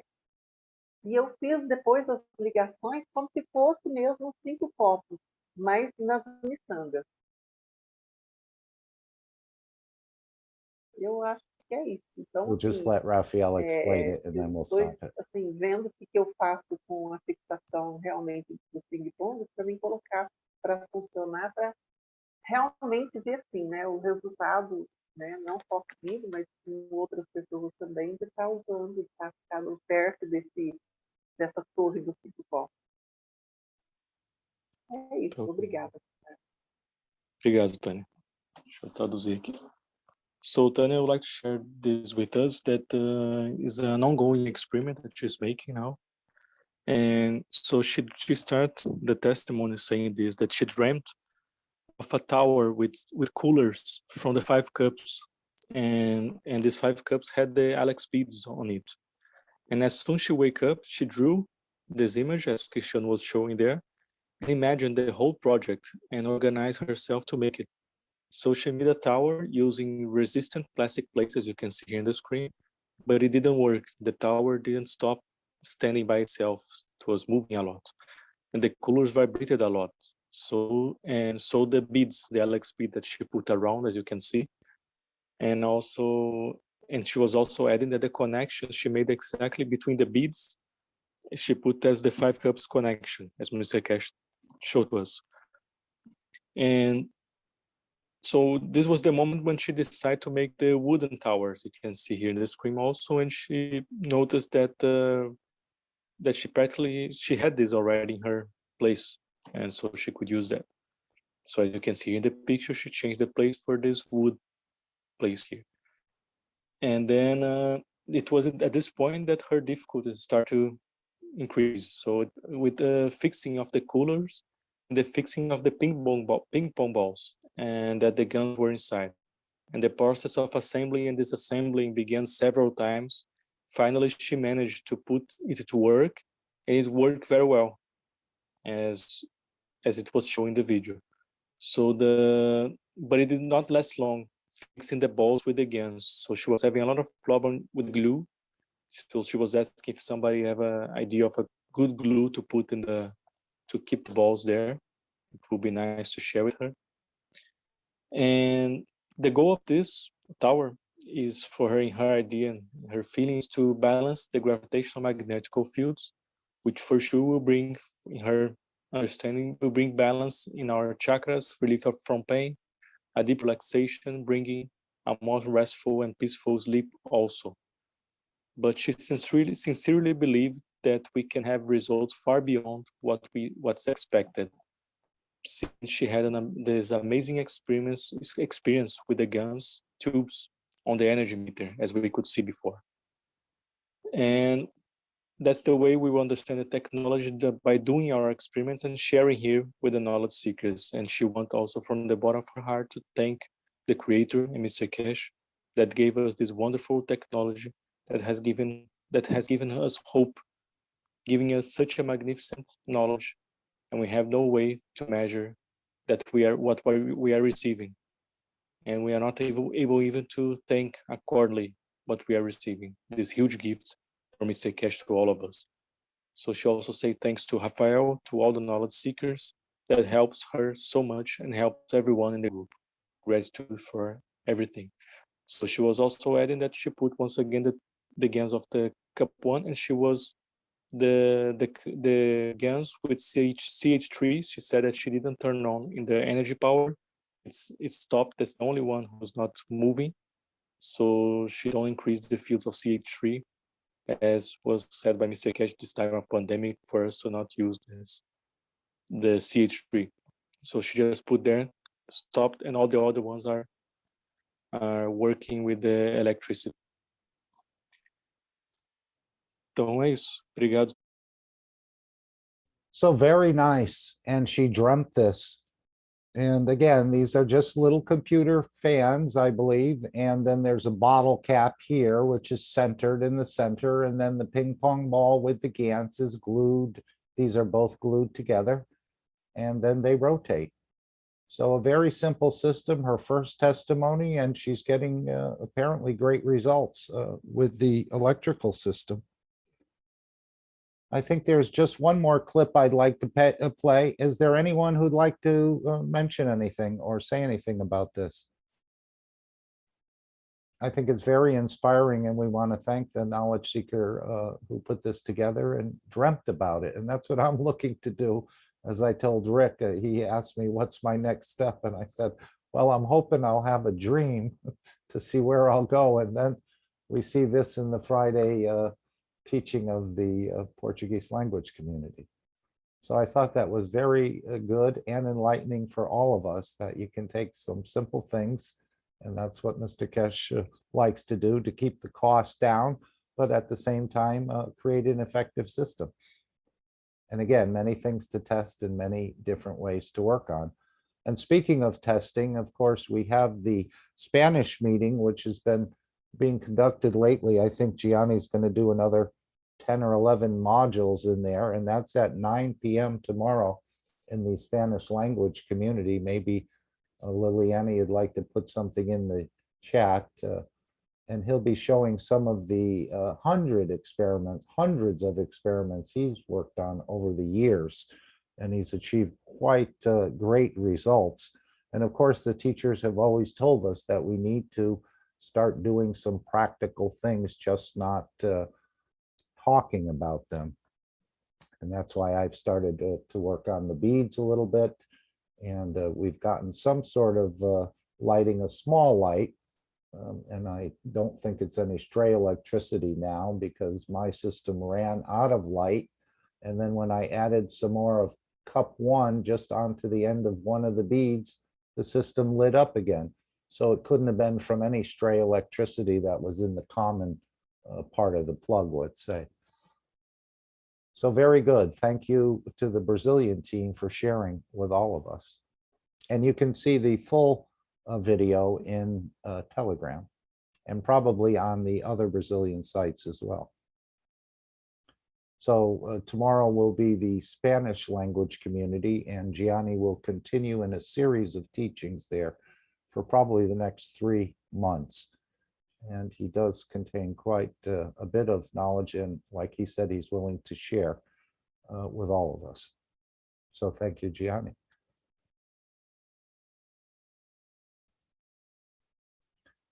Okay, the final clip I wanted to play today. Let me just see if I can get it up here.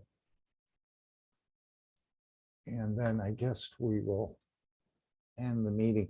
And this came, again, we just saw about electricity and reduction of electricity. And, you know, it's not really a MagRev, but it's an Alex bead system.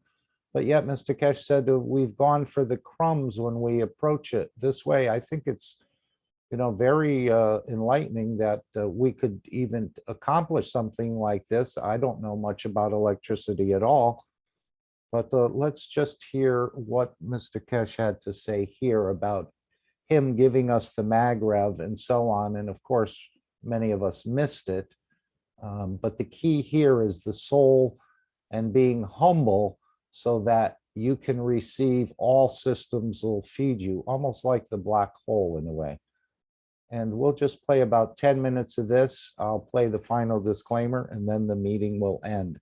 Is there anyone who'd like to add anything? You can feel free to stop it even if I'm playing it, and if you have anything you'd like to contribute.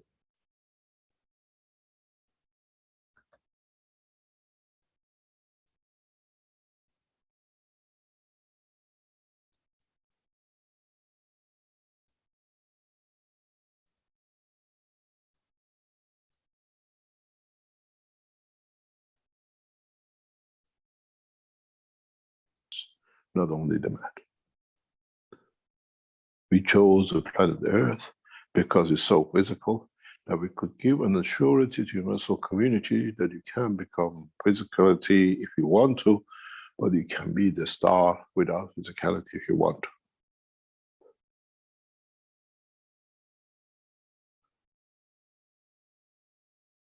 The problem is how much we mature in understanding of our work and the work of the creation.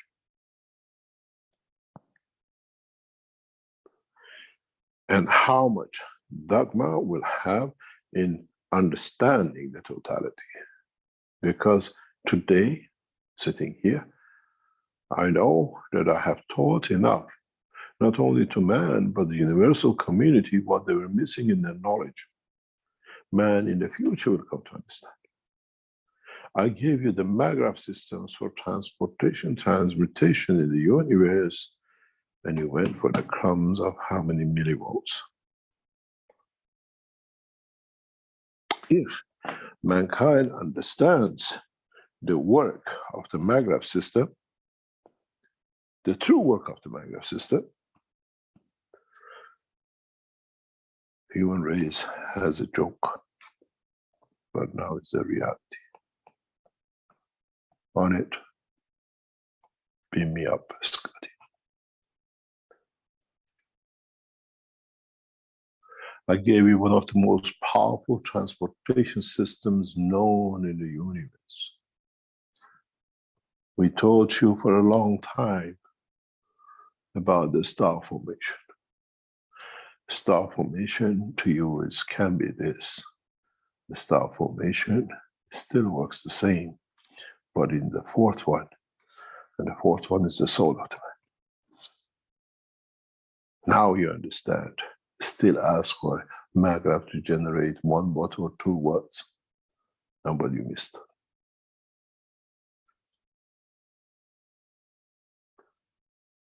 By stacking the 3 systems on top of each other, we centralize the forces.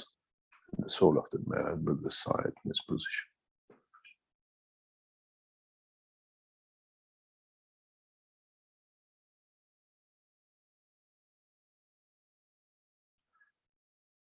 If you could understand it, you saw it 3-4 years ago with John in Arizona walking amongst them. But did you go over them and did you create the right energy to elevate the soul? All we done now, you couldn't understand this, we have created you the vision unit. When a handicapped child cannot play with one toy but is needed for its elevation of physical movement, we make another toy which does the same, but you will achieve the end result. This is what the Keshe Foundation technology is. And we are battling with you as knowledge seekers because you don't understand. You could not understand, you could not see the end product. Today you see the end product.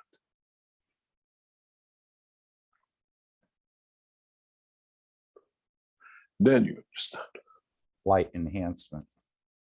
Anyone, any nation, any race in the universe tries to touch me, I touch their soul. The elevation of the soul will elevate into where they should be. But we still let the man to do his childish things and battle their own way to find their own way. Because when you give it to them free and not do anything for it, they have no respect, but they become animals again in this space.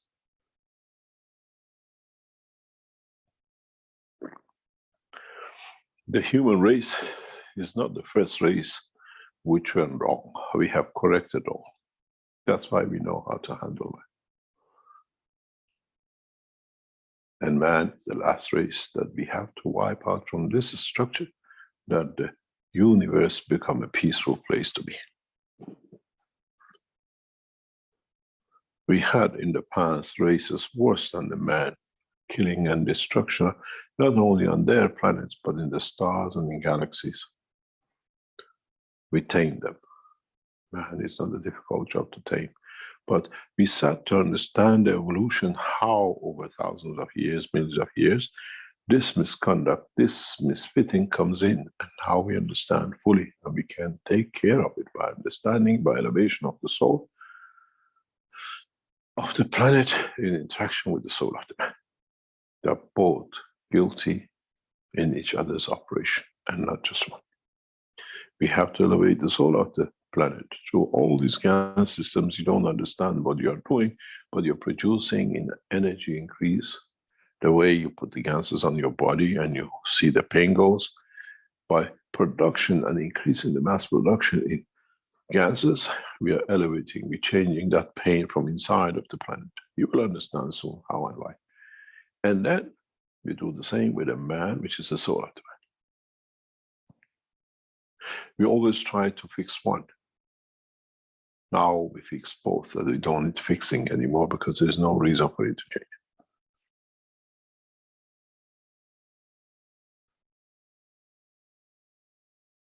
Playing the game of transmutation and transportation of the fields in the dimension of the plasma is the game of the creators and the wisdom of the creator and the wise men of the universe, which are part of the structure of the creation.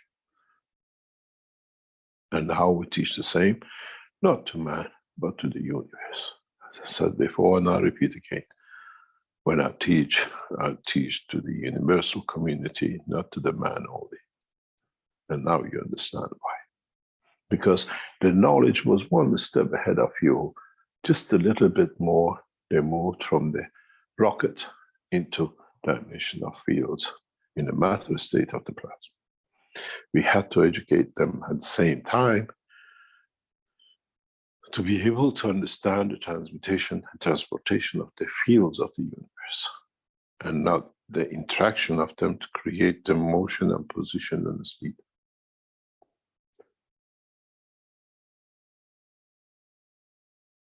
And now you understand. As I said again, and I repeat many times, we take man into the universal community not to be subordinate, but very equal. Now you're equal. You cannot make a servant out of yourself because your soul has been taught. Same as them.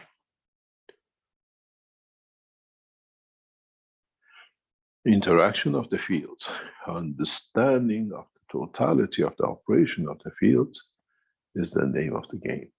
But when you're alive, you can't sit in one corner and do nothing till the soul opens up and whatever. We play these games of teaching. You play the game of working, you play the game of whatever. When you get fed up, you do another work. Now you have an option with the soul of the man. Now you understand. Transmutation of the soul of the man is to become gold.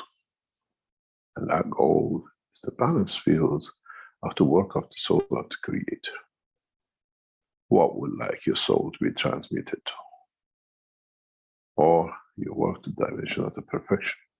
Or you still can be happy, build your UFOs and play with the magnets which don't work, and the rest of it.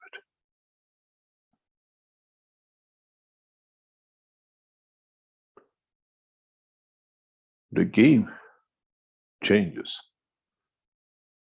for the mankind, but we have changed the game today. You did not need to wait till the 22nd of February to understand the declaration. We have declared our hand today. And we like to see how much the human race will make progress to understand the transmutation of the fields of the universe and their interaction with the soul of the Creator. You made the magnetic fields of the moon and the heart of the moon to travel from Earth to moon on the 6th of June. We have told you to find the heartbeat of the Creator and travel the fields of the universe through your soul to reach that moon, which is the soul of the Creator, and become part of it. This has been the fundamental teachings of the Keshe Foundation from the outset. The communication facilities of today has allowed us to teach all many well more, and not some man who abused it like the Moses when it came to translating and transferring. I am the Messiah and the Mahdi, and whatever you want to call it, because I understand the work of the fields of the universe and not in the matter state. Now you understand why the teaching has been going on this way and how we have educated you to that point. The rest of it, what happened when you mix this gas with that gas, is the play, is the pleasure of understanding more about the process of creation. Nothing else, nothing more. We still make you the Maglev system, we still make you the enhancement units and the rest of it. But you have the capability and the ability on your own to reach to that point of wisdom if you don't have the technology of the enhancement units or the Maglev. It's the clarity of understanding of the interaction of the fields of the universe. And then you mature to totality, irrespective of time, position, and place.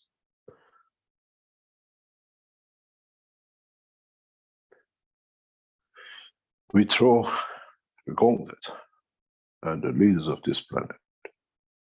Work with us, we achieve. Work against us, we know how to handle. We make you to follow by your own soul. We leave your physicality to march. It's yours to stand proud and not to grow and crow. As I said before, a good friend of mine used to be an ambassador to Vatican. And he said to me, Mehran, you have to see when some of the world leaders come to see the Pope. They don't walk, they crawl like a dog on the floor to the foot of the pulpit. They don't see themselves that high. With us, we all walk proud to our soul and physicality. To understand the totality, we don't need to crawl to no one. We don't need to bend to no one, as we are part of the creation of the Creator. If we understand the power, the strength, and the beauty of the life of our soul and the physicality.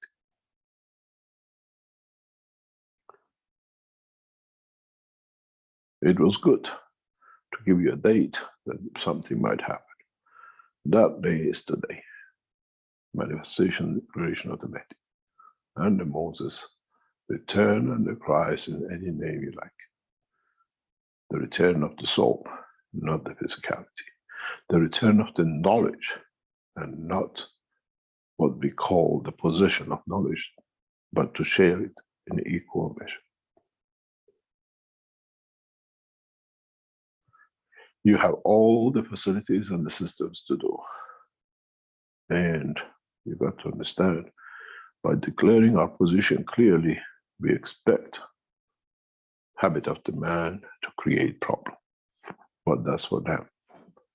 We shall prevail, and our knowledge is shared. It will be shared amongst the universal community, and man better to follow fast if it does not want to be again the one which left behind because of his own lack of courage and what I call the stupidity to be always a subordinate.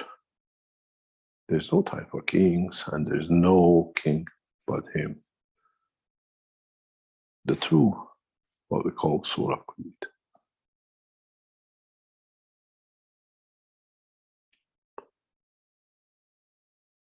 Understand the teachings and understand how much of it you haven't understood.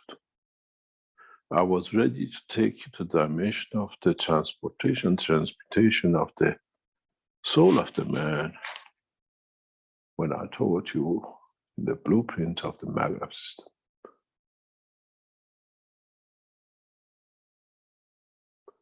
But you could not see, you could not understand. Maybe the picture on the screen shows you what you have missed. And there's still pieces here which we haven't put in to complete that transportation and transmutation. It's for you to do.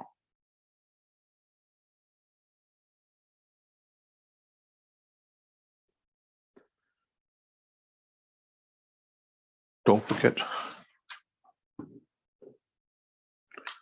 the secret in this is this red spot. The law of plasma tells you the weaker gives, it takes or receives from the stronger.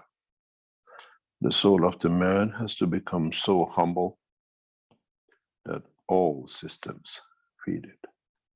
And with it, it feeds back to create the heartbeat of existence in the universe.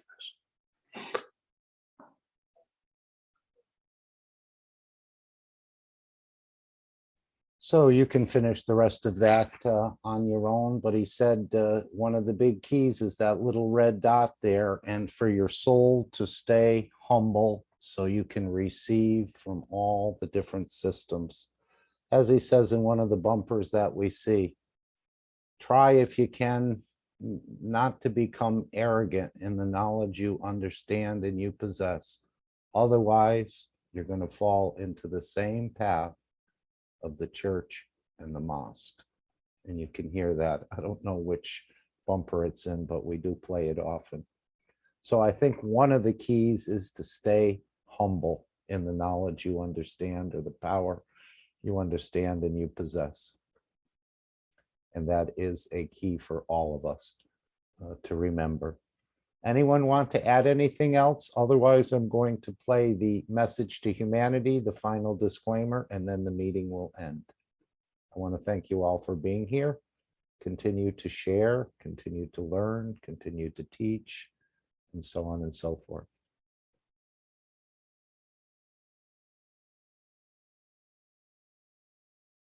Thank you all for being here today. And hopefully we'll see you all again soon with more developments and more exciting news from the Keshe Foundation, because this is a point in time in this planet that it's never experienced before. And he said, man is the last race we have to wipe out from this killing and destroying. So Mr. Keshe has done a phenomenal amount of work over millions of years throughout the universe. And now he's ended up in the most beautiful place in the matter state in the universe to complete the process.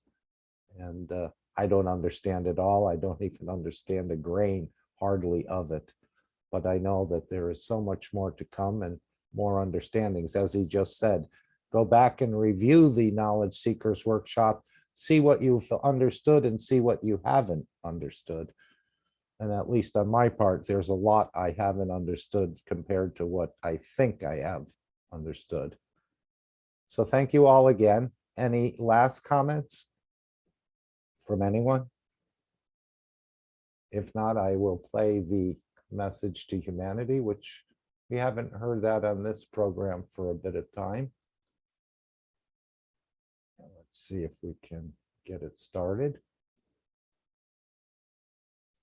Have a wonderful rest of your day or evening, whenever. Take care.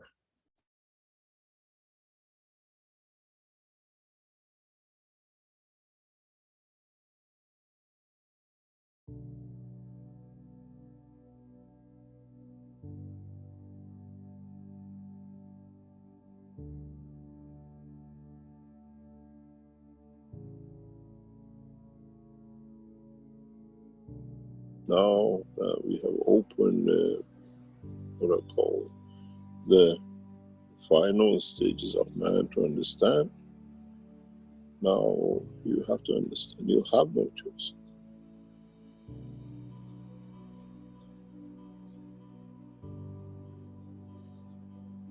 It needs a lot of understanding, it needs a lot of positioning, it needs there is a celebration going on. A lot of you will report massive number of UFOs in huge numbers. It's not one or two anymore. It's just like a party, let's all go there and there is a traffic jam. You will see those happening in the coming weeks. There is a big party going on this planet. Man has not seen it, do not understand it. In a way, without you knowing, you go to out shopping and you come home, the party is set, and then you have a surprise. In a way, mankind is waiting for that surprise, but there are few steps to be taken. The universal what they call universal community has already laid out the party. And to lay the party, you need to bring a lot of things ready, a lot of souls. All friends are coming back. You will see a new transformation on the skies and in the skies of this planet very, very soon.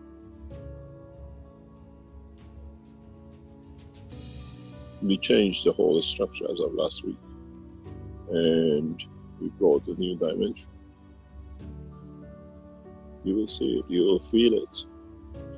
And this situation with Corona, this actually would have happened because the soul of this planet was getting ready to join the universal community.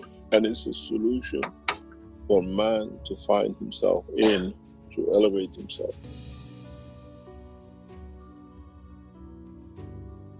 This is a universal council teaching.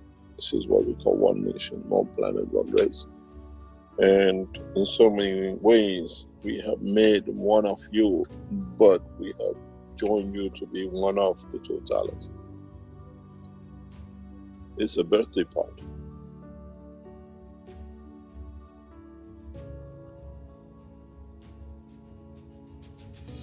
And those who are organizing the party, it's just, 9 months and so many days, the child is born and you get everything ready for the party of the birth. That's what's happening. For the coming weeks, you will see more and more activities in a very strange way, in a huge numbers. And some of them, they are single souls who left this planet thousands of years ago. They're coming back. They're coming back to welcome the new child. These lights you see in the skies, which will appear as single and in hundreds of thousands to come, many of them, they are not UFOs. They are the souls who left this planet and come back. They know it's the time to celebrate. But mankind is blind. And no radar can see the soul. If the radars could see the soul, every day millions of people could die and get born. Why don't the radars don't show? The souls leave.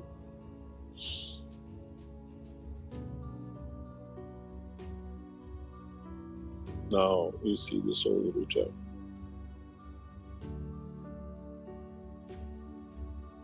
You see the light, and mankind has joined us. You have no choice. We have left you no more choice. We left it to you lot for some millions of years, and you did nothing but just mess it up more and more.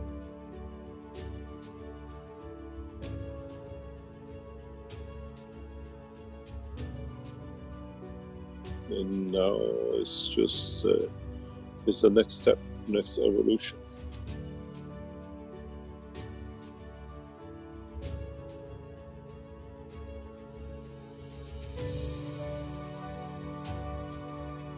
But how far, how much, to what extent mankind is ready for it is a question for the man to ask himself.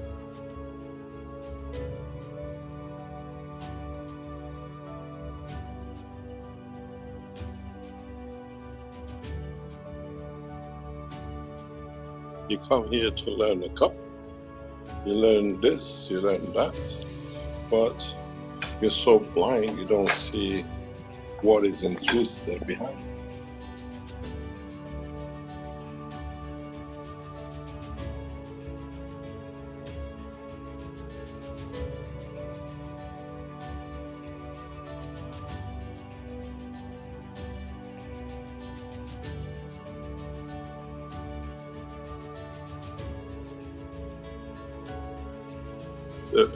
The reality is, and this is the question I asked yesterday as well, is the soul of the man as a man as totality ready for this transformation?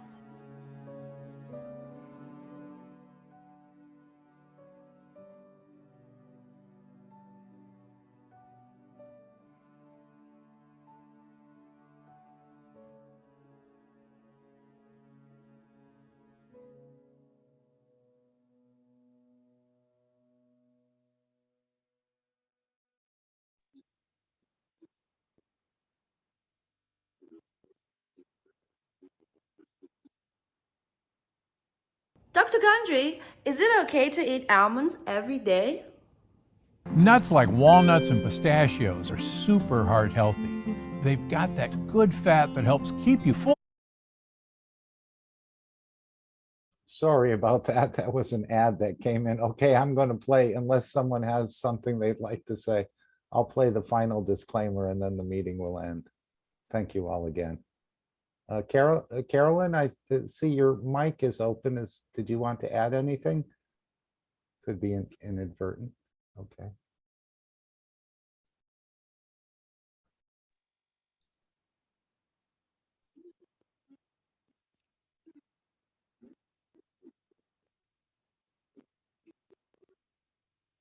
Disclaimer. The information and education material contained herein is meant to promote the general understanding and dialogue of GAN's processing.